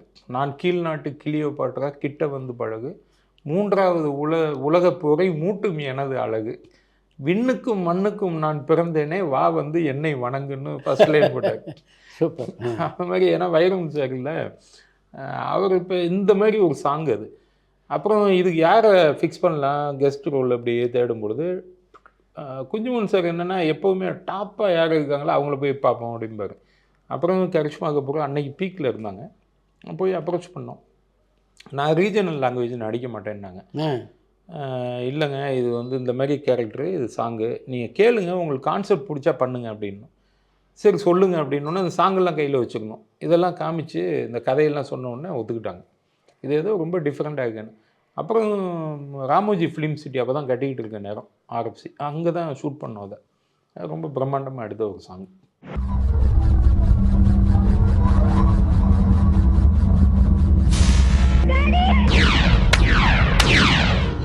அந்த படத்தை நீங்கள் பணியாற்றிய கலைஞரில் ஒரு முக்கியமான கலைஞர் ரகுவரன். ஆமாம் சார். எப்படி இருந்தது அவரோட பணியாற்றிய அனுபவம்? ரகுவரன் வந்து ஒரு ஹாலிவுட் ஆர்டிஸ்ட்டு சார். அவரோட ஹைட்டு அவர் பெர்ஃபார்ம் பண்ணும் பொழுது என்னென்னா கிட்டத்தட்ட அமிதாப் சார் அப்படியே ஃபாலோ பண்ணுவார். லிப்பெல்லாம் ரொம்ப கம்மியாக தான் ஓப்பன் பண்ணுவார். ஆனால் டப்பிங்கில் வந்து ஹார்டாக பேசிடுவார். அது ஒரு மாதிரி பெக்குலியராக இருக்கும். நம்ம அந்த ஜூம் செக்கெல்லாம் பண்ணி ஷார்ட்டு இது பண்ணுவோம். அது மாதிரியான ஒரு பெர்ஃபார்மன்ஸு கொடுக்கக்கூடியவர். அதே போல் மானிட்டர் பார்க்குறது அதெல்லாம் அவர் பிடிக்காது. டேக்னா கூப்பிடுங்க அப்படிம்பார். அதே போல் அவர் 1 மோர் டேக் வாங்கினதே இல்லை. அப்படியா? நான் பண்ண படத்தில் வாங்கினதே இல்லை. அவ்வளோ கிறிஸ்டல் கிளியராக நடிச்சிருவார். அதே போல் மற்றவங்க டைலாக் பேசினா கூட அவர் வந்து சும்மா இருக்க மாட்டார். சும்மா லேசாக ஒரு லுக்கு இப்படி பார்த்துட்டு கூட அதில் காலி பண்ணிடுவார். ரொம்ப நல்ல ஆர்டிஸ்ட் சார். அந்த படத்தில் நடித்த வடிவேலோடு உங்களுக்கு ஏற்கனவே நல்ல பழக்கம் உண்டு இல்லையா? ஆமாம். நம்ம வால்சாக்ட இருக்கும் பொழுது லவ் பேர்ட்ஸு இதெல்லாம் ஒர்க் பண்ணோம். ஃபாரின்னா லண்டனை போயிட்டு ஜாலியாக சுற்றிட்டு இருப்போம். அப்போ நல்ல பழக்கம். ரெண்டாவது குஞ்சுமன் சாருக்கும் வடிவேலு நல்ல ஒரு அப்படியே நிறைய படங்கள் நடிச்சிருக்காங்க. நிறைய பிரபுதேவா அவங்க காம்பினேஷனில் நிறைய காதலன் இதெல்லாம் பண்ணாங்க. அதனால் வடிவேலும் நல்லா இப்போ கோஆப்ரேட் பண்ணார். அந்த படம் ஃபுல்லாக த்ரூ அவுட் அவர் தான் காமெடி பண்ணார். இல்லை ஒரு டைமிங் சென்ஸ் உள்ளவர் சார். ஒரு நாள் என்ன ஆகிட்டு மேலே இருந்து இந்த பையன் என்ன பண்ணுவான், ஹீரோயினியை த்ரெட் பண்ணுறதுக்காக நீ என்னை லவ் பண்ணுறியா இல்லையா போய் சொல்லு, இல்லைன்னா நான் கீழே குதிச்சிருவேன் அப்படிம்பா. நான் உன்னை எல்லாம் பண்ணல குதிச்சிரு அப்படின்பா. டமால்னு குதிச்சுவான். ஐயோ பாவி நான் நிஜமாக லவ் பண்ணுறேன், சும்மா உன்னை வந்து ஃப்ராங்க் பண்ண நீ போய் குதிச்சுட்டேடான்னு சொல்லி அந்த பொண்ணு ஓடி வந்து பார்த்தா கீழே ஒரு பெரிய நெட்டை பிடிச்சிட்டு அதில் அந்த ஃப்ரெண்ட்ஸு இந்த டீமெல்லாம் இருக்கும். இது எல்லாமே இவனுக்கு பண்ண செட்டப் பார்த்துட்டு அந்த பொண்ணு திட்டுவா. இப்படி ஒரு சீக்வன்ஸ் அது. இது ஷார்ட்லாம் கம்போஸ் பண்ணிட்டோம். இப்போ இந்த பையன் நெட்டு மேலே படுத்துப்பான். சிம்ரன் பார்த்து ஹீரோயினியை பார்த்து டைலாக் பேசணும். அப்போ கீழே வடிவேலு இவங்கெல்லாம் பிடிச்சிட்டு இருக்காங்க. ஆக்ஷன் சொல்லிட்டேன், டைலாக் வரல அவனுக்கு, அந்த பையனுக்கு எபிக்கு. கட் ஒன்மோர் அப்படின்னு சொல்லி திரும்ப டைலாக் இமீடியட்டாக டைலாக் தான்ப்பா, ஆக்ஷனில் டைலாக் எடுத்துரு அப்படின்னு சொல்லிட்டேன். சரி ஓகேன்னா ஸ்டார்ட் கேமரா ஆக்ஷன் சொன்னோம்ல, செகண்ட் டேக்லேயும் டைலாக் எடுக்க டைம் ஆகிடுச்சு. இமீடியட்டாக என்ன பண்ணிட்டாரு வடிவேலு, டேய் ஜீவா டக்குன்னு டைலாக் பேசுகிறா, 6 பேர்த்துக்கு 4 இட்லியை வாங்கி கொடுத்துட்டு எவ்வளோ நேரம் பிடிச்சிட்டு இருக்கு அப்படின்ட்டு அந்த சீனே வந்து வடிவேலுக்கு பக்கம் போயிடுச்சு. சூப்பர். அந்தமாரி ரொம்ப டைமிங் சென்ஸ் உள்ளவர். அதே போல் சார் அவர் நடிக்கிற நாட்களோட டப்பிங் அதிக நாள் செலவு பண்ணிடுறாரு சார்.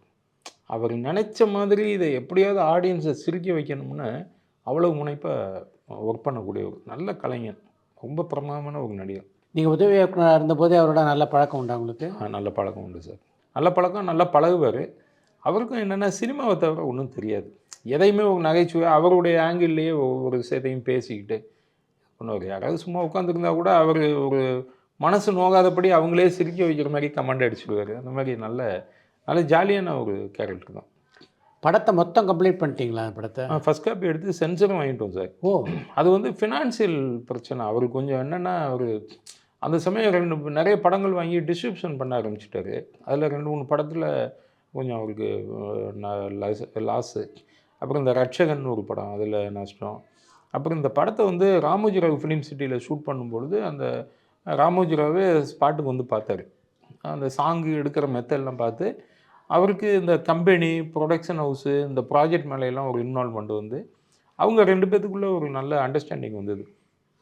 உடனே இவர் ஆல்மோஸ்ட் முடிஞ்ச படம், ஆனால் அவர் வந்து ஜாயிண்ட் வெஞ்சராக நிறைய பண்ணலான்னு ஐடியா பண்ணிட்டாங்க.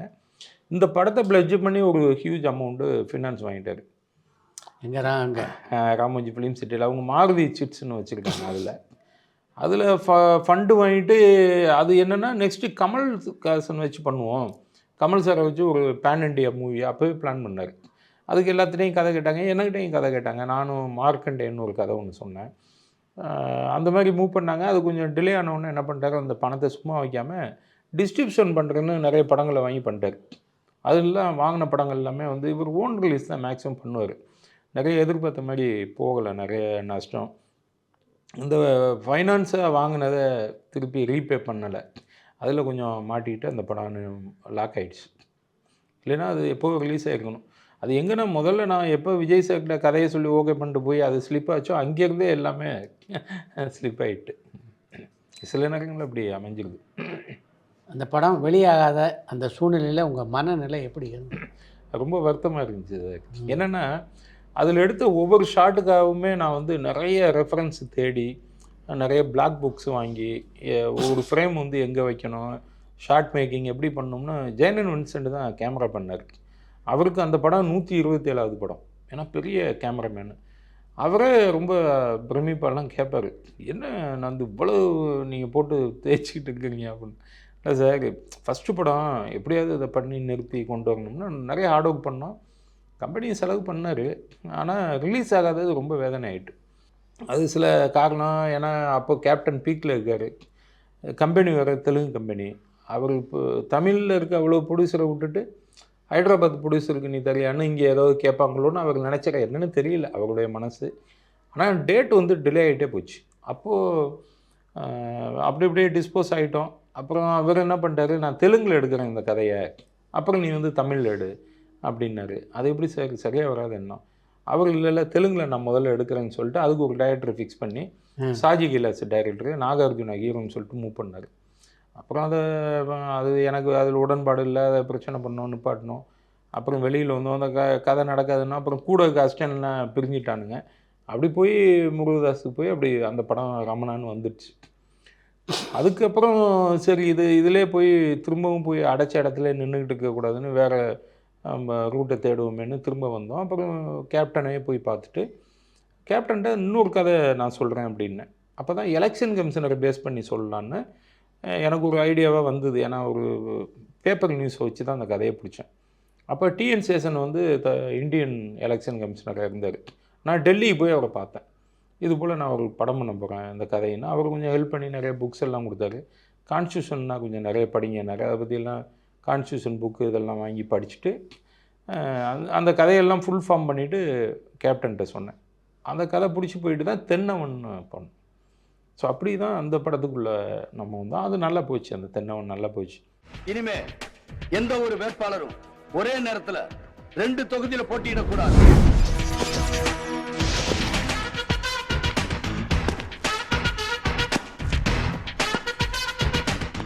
எப்படி இருந்தது விஜயகாந்தோட பணியாற்றிய அனுபவம்? விஜயகாந்த் ரொம்ப மனிதாபிமானம் உள்ள ஒரு மிகச்சிறந்த ஒரு இந்த படத்தை தான் விஜயகாந்த் பார்க்குறீங்களா? அதுக்கு முன்னாடி இல்லை, அதுக்கு சேதுபதி ஐபிஎஸ் நான் ஒர்க் பண்ணேன். சேதுபதி ஐபிஎஸ்ல ஒர்க் பண்ணேன். ராஜசேகர் கீழே கூலிக்காரன் ஒரு படம், அதனுடைய ஃபைனல் ஸ்டேஜில் தான் நான் போய் ஜாயின் பண்ணேன். அப்போ வந்து கொஞ்சம் லேசாக தெரியும். ஆனால் நான் ராஜசேகர் அசிஸ்டன்ட்னு ராஜசேகர் கீழே ரொம்ப க்ளோஸாக பழகணும். அப்புறம் இப்போ வந்து நம்ம போய் பார்த்தோம், இந்த கதையும் ரொம்ப பிடிச்சி போச்சு. ஷூட்டிங் போயிட்டோம். ஷூட்டிங் ஸ்பாட்டில் வந்து ரொம்ப இயல்பாக பக்கத்துலேயே உட்காந்துப்பார் சார் ஸ்டூலில். ஒரு ஆர்டிஸ்ட்டு அப்போல்லாம் அந்த கேரவன் கிடையாது. ஏவிஎம்மில் நடந்தால் கூட மேக்கப் ரூம் போனதே இல்லை அவர், வெளியில் உட்காந்துப்பார். ஒரு நாள் நாங்கள் ஒரிசாவில் ஷூட் பண்ணிட்டு இருந்தோம் ட்ரெயினில். ஒரு சாங் எடுத்துகிட்டு இருந்தோம், மழை வந்துடுச்சு. மலையில் ஓப்பன் ட்ரக்கு எல்லாம் டான்ஸர்லாம் ஆடினா லைட் பண்ணால் முடிச்சு மலையில் எப்படி ஆடுறது அப்படின்ட்டு இப்படி யோசிச்சுட்டு இருந்தாங்க. ஆனால் ட்ரிஸ்லிங் தான் எடுக்கிறதுனோட இந்த பிஜிஎம் எடுத்தால் நல்லா இருக்கும்னு மாஸ்டருக்கு சொல்கிறாரு. ஆனால் பக்கத்தில் இருக்க ஆர்டிஸ்ட்டு டான்ஸர் வேறு யோசித்தாங்க. அப்போ கேப்டன் வந்து சூழ்நிலையை புரிஞ்சுக்கிட்டோன்னே நீங்கள் வந்து பக்கத்தில் இருந்தீங்கன்னா கடற்கன்னு எடுத்துடலான்னு விளையாட்டுக்கு நான் சொன்னேன். உடனே வந்து ஸ்டூலை போட்டுக்கிட்டு மலையில் நனைஞ்சிக்கிட்டு உட்காந்துக்கிட்டார் கேமரா பக்கத்தில். கேப்டனே வந்துட்டார், வாங்க பண்ணி எல்லாம் வந்துட்டாங்க. வந்து ஷூட்டிங் ஃபுல்லாக நடந்துச்சு. அந்த மாதிரி ரொம்ப இயல்பான ஒரு நல்ல மனிதர் அவர்.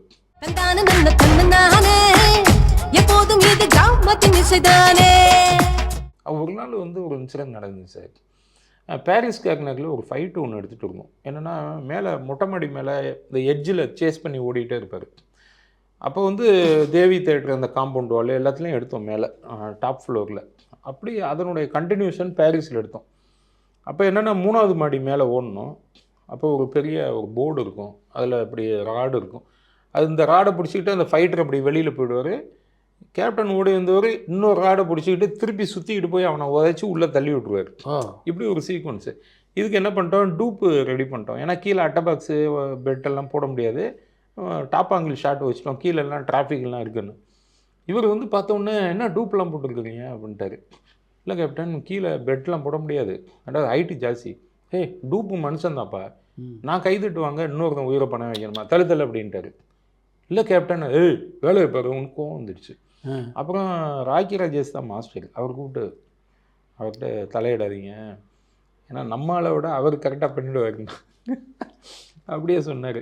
ஆனால் அதே போல் கரெக்டாக பண்ணிட்டாரு சார்.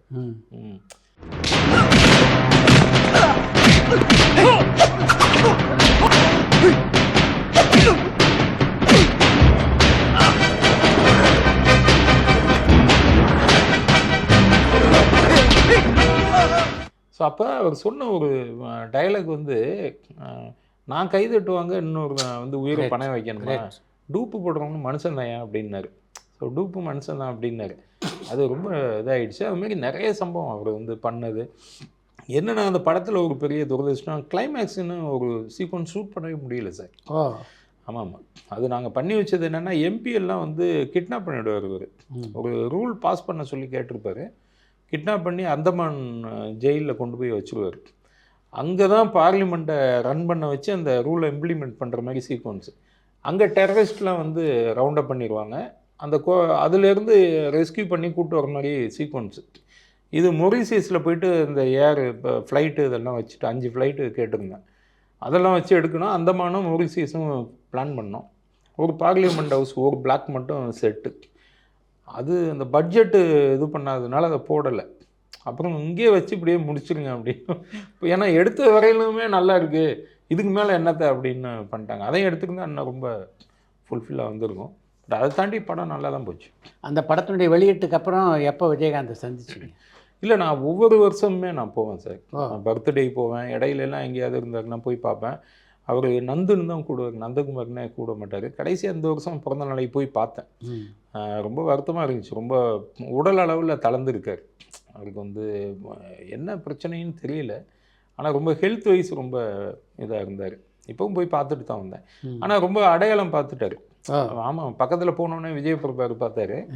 பார்த்துட்டு அப்பா உங்கள் நந்து தென்னவன் டைரக்டருக்கு தெரியுதா அப்படின்னோடனே கை கொடுத்தாரு. ஆமாம், கையெல்லாம் இது பண்ணார். அப்புறம் பக்கத்தில் இன்னும் ஒரு ஃபோட்டோலாம் எடுத்துகிட்டு சரி, ஏன்னா நம்மளுக்கு பார்த்தோன்னா ஃபோட்டோ எடுத்துக்கணுன்னு ஆசை வந்தது. எடுத்துகிட்டு இப்போ தான் வந்தோம். கமல்ஹாசனோட பணியாற்ற உங்களுக்கு வாய்ப்பு கிடைச்சிது. அப்போ கமல்ஹாசன் சந்தித்து கதை சொல்ல வாய்ப்பு கிடைச்சதா உங்களுக்கு? இல்லை சார், சொல்லலை. என்னென்னா அந்த கதையை வந்து நான் குஞ்சுமூன்ட்ட சொல்லியிருக்கேன். அதே போல் ராமோஜி ஃபிலிம் சிட்டியில் அப்போ பாபி நாயுடுன்னு இருந்தார், அவர்கிட்ட சொல்லிட்டோம். கமல் சார்கிட்ட சொல்லவே இல்லை. என்னென்னா இவங்க அந்த படம் முடித்ததுக்கப்புறம் தான் அதுக்கு போகணுன்னு இருந்தாங்க. பட் இதை வந்து இவரால் ரிலீஸே பண்ண முடியாமல் போயிடுச்சு அந்த சூழல். ரெண்டாவது இவர் உள்ளுக்குள்ளே வைக்கிற பிளானை வந்து வெளியில் சொல்லவே இல்லை சார். அப்போ வந்து ஃப்ரான்சிஸ்ன்னு அங்கே இருந்தார் அந்த கம்பெனியில். வெளியில் வந்து அப்புறம் படங்கள்லாம் ப்ரொடியூஸ் பண்ணார். அவர் நிறைய ஃபோர்ஸ் பண்ணார் வேறு. சார் இந்த படத்தை ரிலீஸ் பண்ணிவிடுவோம், ஏன்னா படம் நல்லா வந்திருக்கு வேறு, இது ரிலீஸ் பண்ணிவிடுவோம் கோடீஸ்வரன்னு. அவர் கேட்கல.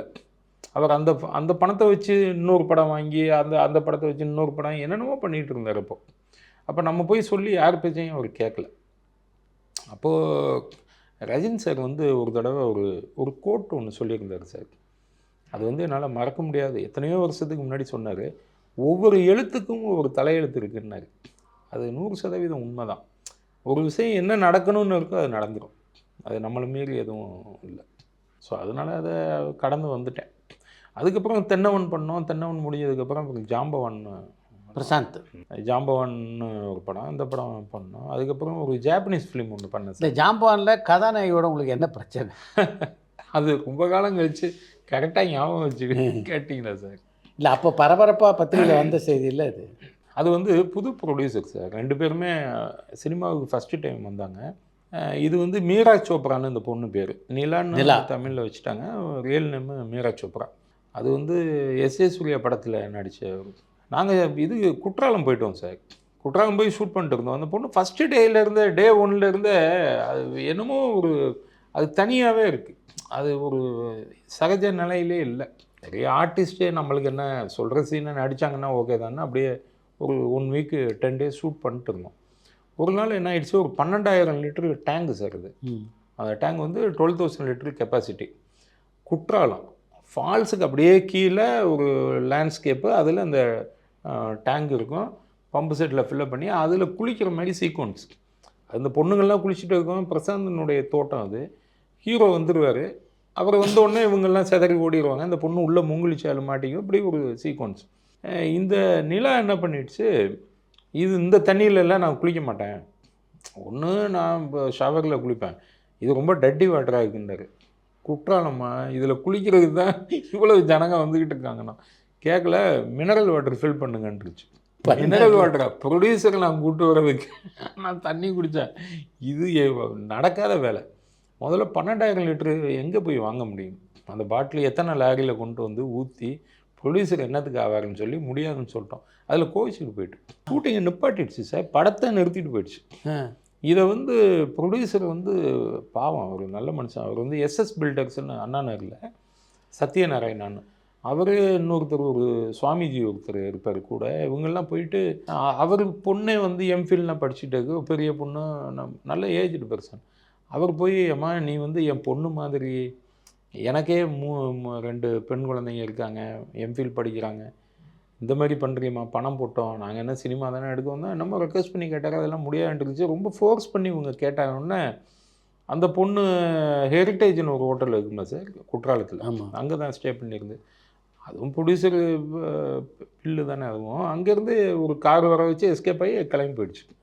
போன ஆள் சும்மா இல்லாமல் மதுரை ஏர்போர்ட்டில் தயாரிப்பாளர்லாம் வந்து என்னைய பாலியல் பலாத்காரம் பண்ண வந்தாங்கன்னு தப்பாக ஒரு பேட்டியை கொடுத்துட்டு போயிட்டு. ஓ, அது பேப்பரில் வந்து ரொம்ப ஃபீல் பண்ணிட்டார். அவர் வந்து நான் என்னங்க பாவம் பண்ணேன், சினிமா எடுக்கிறது ரொம்ப பாவமாங்க அப்படின்ட்டார்.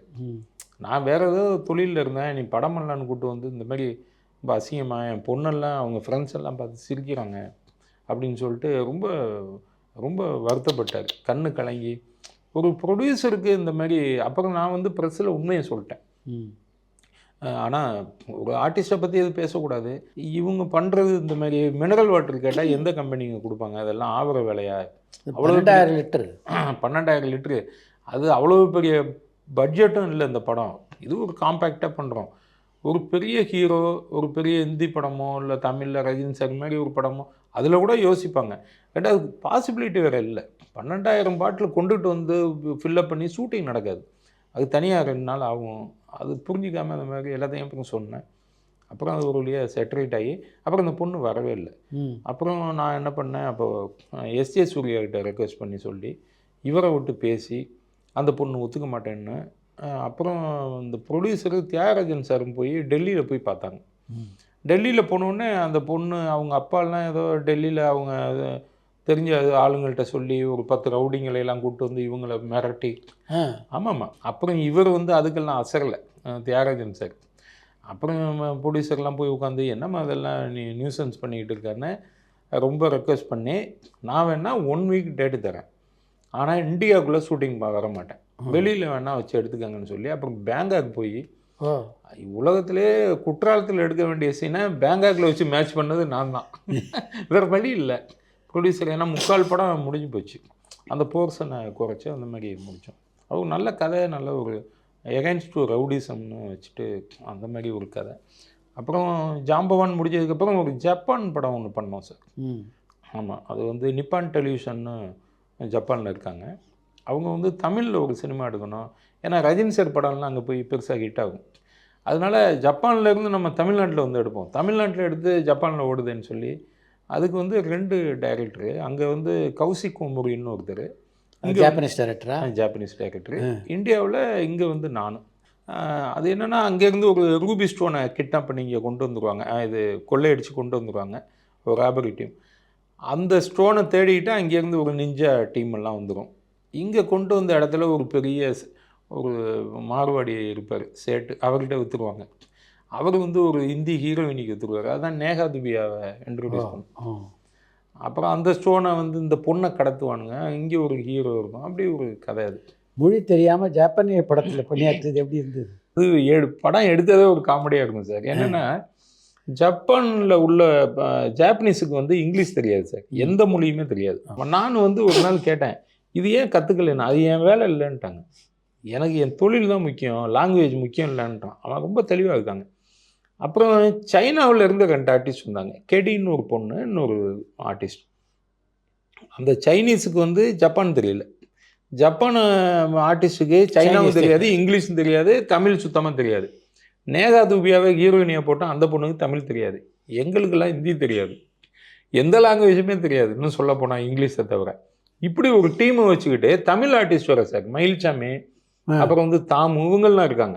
இவங்களெல்லாம் வச்சுக்கிட்டு ஒரு படம். இதுக்கு நான் வர டைரக்டரு அது எப்படி எடுக்கிறது. ஆனால் எல்லாத்துக்கும் இன்டர்பிரட்டர் இருந்தாங்க, எல்லாத்துக்கும் இன்டர்பிரட்டர் வச்சுட்டோம். ப்ரீமியர் ப்ரொடக்ஷன் அது. அப்போ என்ன பண்ணிட்டேன், சீன் பேப்பர்லாம் வாங்கி தெளிவாக பிரிச்சுட்டு சொல்லிட்டேன், டேய் தம்பி, ஃபஸ்ட்டு கிளிக்கு நீ, செகண்ட் கிளிக்கு நீ, தேர்டு நீன்னு சொல்லி, ஃபஸ்ட்டு கிளிக் பண்ணேன்னா ஜப்பான் ஆர்டிஸ்ட் பேச ஆரம்பிச்சுவான், செகண்ட் பண்ணால் சைனா, 3 வந்து தமிழ். இப்படி பேசுனாங்க. யார் என்ன பேசிக்கிறாங்கன்னு யாருக்குமே தெரியாது சார், ஆனால் நடிக்கிறாங்க எல்லாம் ஒன்றா, எல்லாமே நடிக்கிறாங்க. இவங்க அதுக்கு அவன் ரியாக்ஷன் தரான், அதுக்கு இவங்க ரியாக்ஷன் தரான், படம் சூப்பர் ஹிட் அங்கே. அப்படியா? அப்புறம் தான் சொன்னாங்க, சார் இதே மாதிரி இன்னொரு படம் பண்ணுவோம், இதையே ஒரு படமாக பண்ணலாம், லாங்குவேஜ் தெரியாமல் சினிமா அப்படி எடுக்கிறது அப்படின்னு சொல்லி அங்கே வந்து 40 நாள் ஓடுனது அந்த படம். டோக்கியோவில் போய் ஒரு சாங்கெல்லாம் எடுத்தோம். அப்படியா? ஆமாம் சார். அது கேமராமேன் வந்து ஒரு நல்ல பெரிய கேமராமேன் பண்ணார், கேத்தோன்னு சொல்லிட்டு சார். இந்த காட்சிலா படம்லாம் வந்ததில்ல, அந்த படத்தோட கேமராமேனு. அப்புறம் ஒரு நகாமுரான்னு ஒருத்தன், அவர் தான் ப்ரொடியூசர். அவர் அப்புறம் குவைக்கோ அவங்க நிறைய பேர் அந்த டீம். அப்புறம் நிறைய தொடர்பு அவங்க அடிக்கடி பேசுவாங்க. ஜப்பானுக்கெல்லாம் கூப்பிட்டாங்க. நம்ம நம்ம எங்கே ஜப்பான் போய் நம்ம மொழி கற்றுக்கிட்டு. இதுக்கப்புறம் ஒரு படம் பண்ணுறதுக்கு முயற்சி பண்ணீங்கல்ல, K7 அது? அது என்னென்னா சார், ஆக்சுவலாக அது ஒரு இன்வெஸ்டிகேஷன் த்ரில்லர் ஒரு மூவி பண்ணலான்ட்டு ஆரம்பித்தோம். ஆனால் அது போகலை சார். அதுக்கிடையில் வந்து கல்கண்டுன்னு ஒரு படம் கமிட் பண்ணோம். K7 என்னென்னா, எனக்கு இந்த ஆன்டிவைரஸு பேஸ் பண்ணி ஒரு கதை ஒன்று பிடிப்போம். ஆன்டிவைரஸ் வந்து ஒரு கம்ப்யூட்டரை வந்து பாதுகாக்கும். K7 ஆன்டிவைரஸு. இந்த இந்த ஆன்டிவைரஸ் வந்து சொசைட்டியை பாதுகாக்குங்கிற மாதிரி ஒரு கேரக்டரை ஃபார்ம் பண்ணி, அதுக்கு இந்த K7 antivirus software company owner போய் பார்த்தேன். அவர் இங்கே தான் வந்திருந்தார் அப்போது ஃபாரின்லேருந்து. அவர்கிட்ட பார்த்து நான் இவர்கிட்ட பெர்மிஷன் கேட்டேன். இந்த மாதிரி K7 டைட்டில் வைக்க போகிறேன்னு. கதை கேட்டார். இந்த கதையெல்லாம் சொல்லி சரி வைங்கன்னு சொல்லிவிட்டு இதை ஸ்டார்ட் பண்ணோம். ஸ்டார்ட் அப்லேயே அது வந்து அப்படியே நிற்கிது, இன்னும் அது முடியல. அது இன்பிட்வீனில் என்ன ஆயிடுச்சுன்னா, ஆனந்த் பாபு பையனை வச்சு ஒரு படம் பண்ணலான்னு ஒருத்தங்க வந்தாங்க. கல்கண்டுன்னு டைட்டில் வச்சுட்டு அந்த படம் பண்ணோம். அது ஒன்றும் அவுட் அண்ட் அவுட் நல்ல ஒரு காமெடி படம். அது முதல்ல வந்து விமல் வச்சு பண்ணலாம் அப்படின்னு நான் சொன்னேன் அவங்கள்ட்ட. அப்போ விமல் போய் பார்த்தோம். அப்போ கூட இருக்க மேனேஜர்ஸ் எல்லாமே அவங்க சம்பளம் வந்து டேலி ஆகலை. அவங்க கேட்ட சம்பளம் கம்பெனி வந்து அது வந்து கரெக்டாக பட்ஜெட்டு பிரச்சனை. ஏன்னா ஒரு சின்ன படமாக பண்ணணுன்னாங்க. அதனால சரி ஓகேன்னொன்னா ஆனந்த் பாபு பையனை வச்சு பண்ணோம். அந்த பையன் நல்லா இருந்தான், கஜேஷ்னு. அவரை வச்சுட்டு கல்கண்டுன்னு படம் பண்ணோம். படம் பண்ணி ரிலீஸ் ஆச்சு. ரிலீஸ் ஆனோடனே இந்த K7 எகைன் ஸ்டார்ட் பண்ணிடலாம் அப்படின்னு மூவ் பண்ணோம். அப்போ வந்து சுந்தர் சார் வந்து கூப்பிட்டாரு, சுந்தர் சி சார். சரி அங்கே ஒரு இதுக்கு வாங்க அப்படின்னோடனே அவங்க கம்பெனியில் போயிட்டு ஜாயின் பண்ணிட்டேன். அங்கே ஜாயின் பண்ணி கொஞ்ச நாள் அவர் கூட ஒர்க் பண்ணோம். ஸோ இப்போ இந்த படம் வேறு ஒரு படம் தெலுங்கில் பண்ண சொல்லி கேட்டாங்க, தமிழ் தெலுங்கு ரெண்டுக்கும். அதுக்காக கதையெல்லாம் சொல்லிட்டு சீனிவாசா சில்வர் ஸ்க்ரீன் ஒரு கம்பெனி சார். இப்போ சமீபத்தில் வாரியர், ஆமாம் பெரிய கம்பெனி, வாரியர் இருந்தது. அப்புறம் இப்போ கூட ஸ்கந்தான்னு ஒரு படம் பண்ணியிருக்காங்க. கஸ்டோடின்னு ஒரு படமும் பண்ணாங்க வெங்கட் பிரபுஜ். அந்த கம்பெனியில் ஒரு ஸ்கிரிப்ட் சொன்னேன். அவங்க அந்த கதை ஓகே, ஸோ தமிழ் தெலுங்கு பண்ணுவோம் அப்படின்ட்டு இருக்காங்க. அந்த ஒர்க்கு போயிட்டுருக்கு சார். உங்களுடைய பெரிய திரை அனுபவத்துக்கு அப்புறம் சின்ன திரையில் பல தொடர்கள் பண்ணியிருக்கீங்க. ஆமாம் சார். சின்ன திரை அனுபவம் எப்படி இருந்தது? இது என்ன எப்படி சொல்கிறதுனா சார், ஐடி கம்பெனியில் வேலை செய்யும் பொழுது ஆன்சைட்டு ஜாப்புன்னு சொல்லிட்டு ஃபாரினுக்கு அனுப்பிச்சி விடுவாங்க. அங்கே போய் ஒரு கொஞ்ச நாள் வேலை பார்த்துட்டு வருவாங்க பசங்க. வேலை பார்த்துட்டு திருப்பி இங்கே ஓடி வந்துடுவாங்க. ஏன்னா அம்மாவை விட்டுட்டு அங்கே போக முடியாதுன்னு. அது மாதிரி தான் இது. சினிமான்றது நம்மளுக்கு வந்து ஒரு தாய் வீடு மாதிரி. சீரியல் வந்து குறைச்சி இடப்பட முடியாது, ஏன்னா அதுக்கு நிறைய வியூவர்ஸ் இருக்காங்க. அது ஒரு பெரிய ஃபீல்டு சார். என்னென்னா ஸ்மால் ஸ்கேல் இண்டஸ்ட்ரி, ஆனால் பல பேரை வந்து கை கொடுத்து காப்பாற்றிக்கிட்டு இருக்கு. எனக்கு சுந்தர் சார் கூப்பிட்டு என்னை வந்து மாயான்னு ஒரு சீரியல் டைரக்ட் பண்ண சொன்னார். அது வெப் சீரிஸ் பேட்டர்னில் பண்ணணும், உங்களுக்கு என்ன தோணுதோ நல்லா எடுங்க அப்படின்னாரு. அப்புறம் சுந்தர் சார் ரொம்ப நாள் எனக்கு பழக்கம். எப்படி? எனக்கு மணிவண்ணன் சார்கிட்ட சுந்தர் சாரும் ஒர்க் பண்ணார். ஆமாம் ஆமாம். அப்போ எனக்கு பெரிய பழக்கம் இல்லை, ஆனால் மணிவண்ணன் சார் கூட ஒர்க் பண்ணது தெரியும் அவருக்கு லேட்டரான். அதுக்கப்புறம் நான் வாஸ் சார்கிட்ட வேலை பார்க்கும்பொழுது சுந்தர் சார் பழக்கம். அப்புறம் நம்ம கோடீஸ்வரன் படம்லாம் கமிட் ஆனப்போ அவர் வந்து முறைமாமன் அந்த படம்லாம் பண்ணிவிட்டு என்னை ஒரு நாள் சுந்தர் சார் கூப்பிட்டு சொன்னார், என்ன நந்து குஞ்சுமோன் ப்ரொடியூசரு கோடீஸ்வரன் டைட்டிலு ஜமாயிங்க. ஏன் சார் நீங்கள் அப்படின்னா அந்த மாதிரி நல்ல ஒரு சுந்தர் சாரை பற்றி எல்லாத்துக்குமே தெரியும் உங்களுக்கும். இல்லை ஃபைன் மேன், ரொம்ப நல்ல நைஸ் பர்சன். அப்புறம் கூப்பிட்டு என்னை வந்து நீங்கள் எதுவும் உங்களுக்கு ஓகேன்னா நீங்கள் பண்ணுங்கள் அப்படின்னாரு. அப்புறம் வந்து அந்த சீரியல் டைரக்ட் பண்ணோம். ரொம்ப வித்தியாசமான ஒரு இது சார். எனக்கு வந்து சீரியலை பற்றி எதுவுமே தெரியாது. உள்ளே போனோன்னே நம்ம மெதுவாக கேமரா வச்சு இதெல்லாம், அங்கே என்னென்னா காலில் நெருப்பை கட்டிக்கிட்டு ஓடக்கூடிய ஒரு ஃபீல். தினமும் எடுக்கணும், தினமும் வந்து டெலிகாஸ்ட் பண்ணணும். அது வேறு, அதில் 5-6 நிமிஷம் சிஜி ஒர்க்கெல்லாம் ஆகும். கிராஃபிக்கு பயங்கர டீம் சார், ஏகப்பட்ட டீமு. சுந்தர் சார் கம்பெனியில் என்னென்னா ஒரு 10 டைரக்டர் ஒர்க் பண்ணுறாங்க ஒரு சீரியலுக்கு. நாங்கள் 2 பேர் எடுத்துக்கிட்டு இருக்கோம். அந்த பக்கம் ஒரு போஸ்ட் ப்ரொடக்ஷன் ஒருத்தர் கவனிக்கிறார், டப்பிங் எல்லாமே டைரக்டர்ஸ். அவர் குவாலிட்டி காம்ப்ரமைஸ் ஆக மாட்டார் சார்.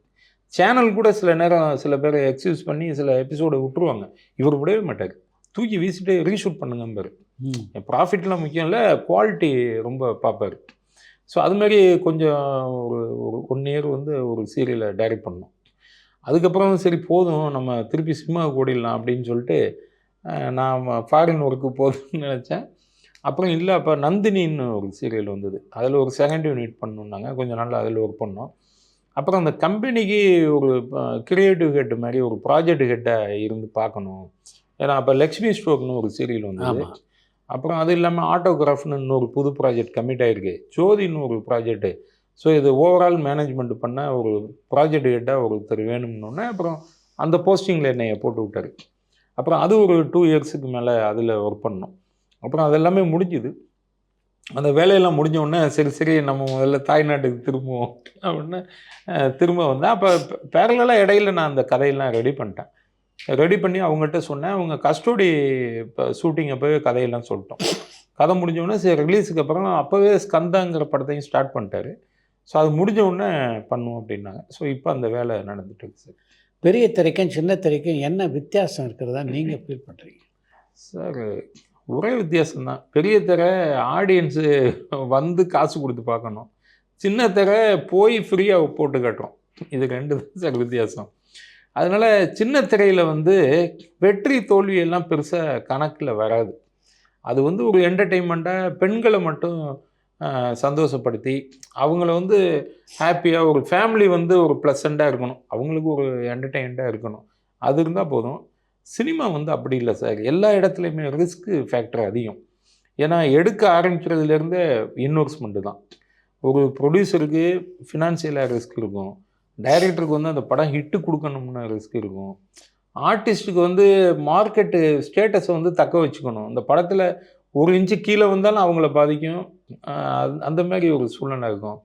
அப்புறம் எந்த பக்கம் திரும்பினாலுமே ஒவ்வொரு டெக்னீஷியனையும் ஆர்கனைஸ் பண்ணுறது ரொம்ப இது அந்த மனிதர்களை கையாளுறது வந்து ரொம்ப கஷ்டமான, அது கலைஞர்களை கையாளுறது ரொம்ப கஷ்டம். ஸோ மேன் ஹேண்ட்லிங் வந்து ரொம்ப இதாக இருக்கும். அங்கே வந்து அப்படி இல்லை சார். சின்ன திரை எல்லாத்துக்குமே அதனுடைய நேச்சர் புரியும். அங்கே வந்து ஒரு கதையினுடைய ஓட்டம் தான் சார். சின்ன திரையை வந்து எப்படி நம்ம எடுத்துக்கலான்னா, நான் தெரிஞ்சுக்கிட்ட வரையிலும் ஒரு பீரியடில் பார்த்தீங்கன்னா நிறைய ராணி முத்துன்னு ஒரு நாவல் வரும். அப்புறம் நிறைய நாவல்ஸ் வந்துக்கிட்டு இருக்கும். அசோகமித்திரன் எழுதுவார். அதுக்கப்புறம் பார்த்தீங்கன்னா குமுதம், ஆனந்தவடனில் ஒரு நெடுந்தொடர், இந்த மாதிரி நிறைய நாவல்ஸ் படிப்பாங்க அப்போ பெண்கள்லாம். இந்த டெலிவிஷனில் வர முன்னாடி. இப்போ அதை வந்து சீரியலாக பார்த்துக்கிட்டு இருக்காங்க சார். ஒரு 4 கதை ராணிமுத்தில் படிக்கிறதையும் இதையுமே அவங்க வந்து சீரியலில் பார்த்துக்கிட்டு இருக்காங்க. ஸோ பார்க்கலைனாலும் கிச்சனில் இருந்தால் கூட ஆடியோ கேட்டுக்கிட்டு வந்து கனெக்ட் ஆகிடுவாங்க. நீங்கள் உதவி இயக்குனராக இருக்கும்போது உங்களோட மிக நெருக்கமாக பழகிய ரஜினியை சமீபத்தில் எப்போ சந்திச்சிங்க? இல்லை ரொம்ப நாள் ஆயிடுச்சு. நான் ஒரு நாள் வாசு சார் பையன் மேரேஜில் பார்த்தேன். மேரேஜ் வந்திருந்தார், அப்போ பார்த்தது. அதுக்கப்புறம் இங்கே வந்து ஒரு நாள் ஏவிஎம்மில் ஷூட்டிங்கில் கீழே பார்க்கலான்னு போனோம். அதுக்குள்ளே பேக்கப் ஆகி கிளம்பிட்டார். அதுக்கப்புறம் நான் பார்க்கல சார். அதுதான் கடைசியாக பார்த்தது. மற்ற இயக்குநர்களுக்கும் உங்களுக்கும் என்ன முக்கியமான வித்தியாசம் நான் பார்க்குறேன்னா, உங்களை பொறுத்த வரைக்கும் உங்களுடைய இந்த பயணம் இருக்குல்ல, இந்த கலை பயணத்தில் பல நல்ல நல்ல ஆட்களை சந்திக்கக்கூடிய வாய்ப்பு உங்களுக்கு கிடைச்சிது. ஆமாம் சார். பல அதிர்ஷ்டகரமான வாய்ப்புகள்லாம் உங்களுக்கு கிடைச்சிது. ஆனாலும் கால நேரம் சரியாக அமையாதனால அதை நீங்கள் பயன்படுத்திக்க முடியல. இந்த பயணத்தை நீங்கள் எப்படி பார்க்குறீங்க? எனக்கு வந்து நான் வெற்றி தோல்வியை பெருசாக வந்து கணக்கில் எடுத்துக்காதவன் சார். ஜெயிக்கிறது அப்படின்றது நம்மளாக ஏற்படுத்திக்கிட்ட ஒரு மாயை தான். வெற்றிங்கிறதே நாளைக்கு காலையில் சூரிய உதயத்தை நம்ம பார்ப்போமான்றதுல தான் இருக்குது. தோல்விங்கிறது நம்ம உதிக்கிறத பார்க்குறோமா இல்லையான்றதுல தான் இருக்குது. ஸோ அதனால் வெற்றி தோல்விங்கிறது ஒரு படம் வந்து 500 நாள் ஓடுனுச்சு, 500 கோடி வசூல் பண்ணுது, அதெல்லாம் கிடையாது. எல்லா மனிதனுக்கும் எறும்புக்கும் என்சான் உடம்புங்கிற மாதிரி. ஸோ அது ஒரு பெரிய விஷயம் கிடையாது. வாழ்க்கையில் எதையுமே யதார்த்தமாக எடுத்துக்கிட்டு போயிட்டோம்னா ரொம்ப எளிமையாக இருக்கும் சார். ரொம்ப ஹார்டாக பார்த்துட்டோம் அப்படின்னா ரொம்ப நம்ம வாழ்க்கை என்ன தேவையோ அது கிடைக்குதான்னு பார்க்கணும். பசி இல்லாத உணவு, நோயற்ற வாழ்வு, இது போதும் அப்படின்னு நினைக்கிறது தான். நான் பெருசாக அதில் அழட்டிக்கிறது இல்லை. ஏன்னா சில பேர்த்துக்கு அதிர்ஷ்டங்கிறது எப்படின்னா தானாக அமைகிறது தான், நம்மளால் உருவாக்கிக்க முடியாது நிச்சயமாக. கண்ணதாசன் கூட ஒரு கோட்டு ஒன்று எழுதியிருப்பார் அர்த்தமுள்ள இந்து மதத்தில். முத்து குளிக்கணும்னு கடலில் போகிறவன் செத்து போயிடுவான், செத்து போயிடலான்னு கடலுக்குள்ளே விழுந்தவன் முத்தோடு வந்துடுவான் அப்படின்ட்டு. ஸோ அது வந்து அவர்களுடைய கர்ம வினைகளை பொறுத்த வரைக்கும். ஏன்னா நம்ம வந்து எதெல்லாம் வந்து வரணுமோ அதெல்லாம் வந்துடும் சார். எதெல்லாம் வராதோ வரவே வராது. இது அது மாதிரி நம்ம எதையுமே பெருசாக சீரியஸாக எடுத்துக்க வேண்டிய அவசியம் இல்லை.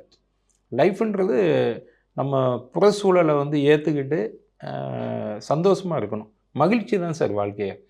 அதை வந்து ஹிந்தியில் ஒரு பழமொழி இருக்குது, தமிழில் என்ன சொல்லுவாங்க, ஏற்றுக்கொள்ளுதலே வாழ்க்கை அப்படிம்பாங்க. Acceptance is a life.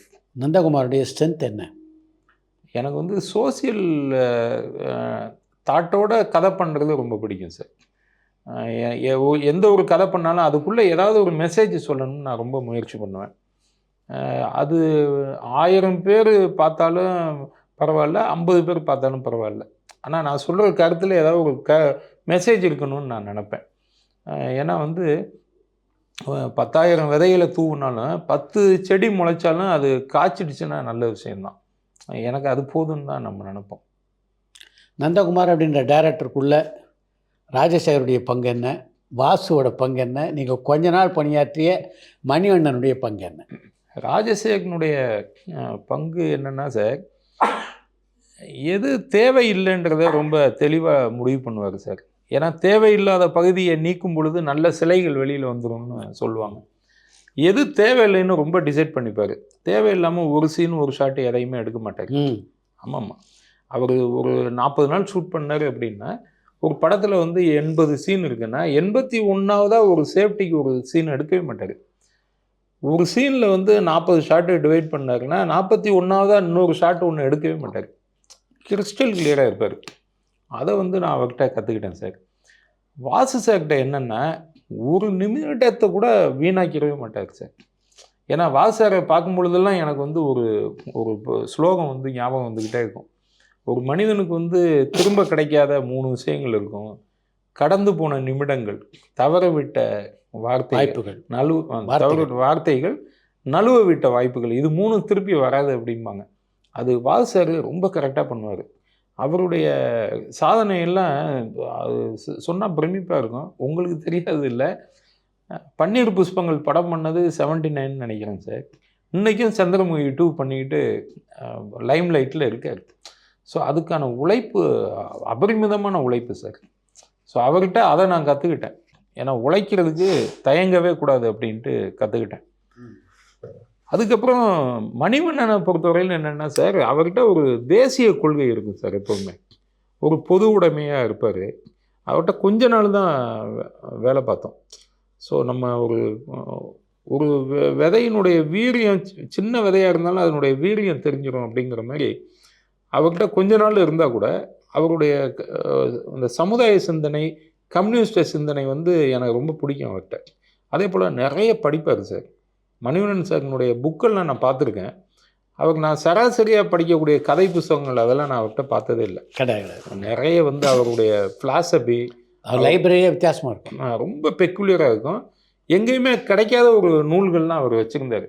நானே நிறைய வந்து எப்பெல்லாம் எனக்கு ஷூட்டிங் இல்லையோ நான் அதிகமாக எப்படி பார்த்தாலுமே ஒரு மாதம் இல்லை ஒரு நாளோ அல்லது 2 மாதம் இல்லை 3 நாளோ அண்ணா நூலகத்தில் என்னை பார்க்கலாம். நான் அங்கே போயிட்டே இருப்பேன். ஏதாவது ஒரு புக்கு எடுத்து நான் படிச்சுட்டே இருப்பேன். அது எனக்கு ஒரு வியாதி. ஆனால் அங்கே கூட இல்லாத புக்கு மணிவண்ணன் சார்கிட்ட இருந்தது. அதுக்கு சொல்ல வந்தேன். அவர் வந்து என்னென்னா வேலை, அதாவது படப்பிடிப்பு மற்ற வேலை, சினிமா வேலை இல்லாத நேரத்தில் நிறைய புக்கு படிச்சுட்டு இருப்பார். ஸோ அது எனக்கு ரொம்ப பிடிக்கும். நான் அதை அவர்கிட்டே கற்றுக்கிட்டேன். ரொம்ப நன்றி. உங்கள் அனுபவங்கள்லாம் நம்ம ரசிகர்களோட பகிர்ந்து கொண்டதுக்கு ரொம்ப நன்றி சார். இது மாதிரி ஒரு நல்ல தொகுப்பு மட்டும் இல்லை, டூரிங் டாக்கீஸுங்கிறது நம்ம சினிமாவினுடைய ஆணி வேறு டூரிங் டாக்கீஸ். ஸோ நம்ம சின்ன வயசில் வந்து மணலை குமிச்சு போட்டு அங்கே உட்காந்து படம் பார்த்த இதெல்லாம் ஒரு பிரமாதமான ஒரு டைட்டில். டூரிங் டாக்கீஸ்லேயும் எனக்கு வந்து என்னை ஒரு மதிப்பு கொடுத்து வரவழைச்சி என்னுடைய அனுபவங்களை பங்களிக்க வச்சதுக்கு, வாய்ப்பு கொடுத்ததுக்கு ரொம்ப நன்றி. டூரிங் டாக்கீஸ் வியூவர்ஸுக்கு என்னுடைய மனமார்ந்த நன்றி. பரபரப்பான சினிமா செய்திகள், நட்சத்திரங்களின் பேட்டிகள், சினிமா வரலாறு ஆகியவற்றை பார்க்கவும் படிக்கவும் உங்களுக்கான இணையதளம் tourantalkies.co.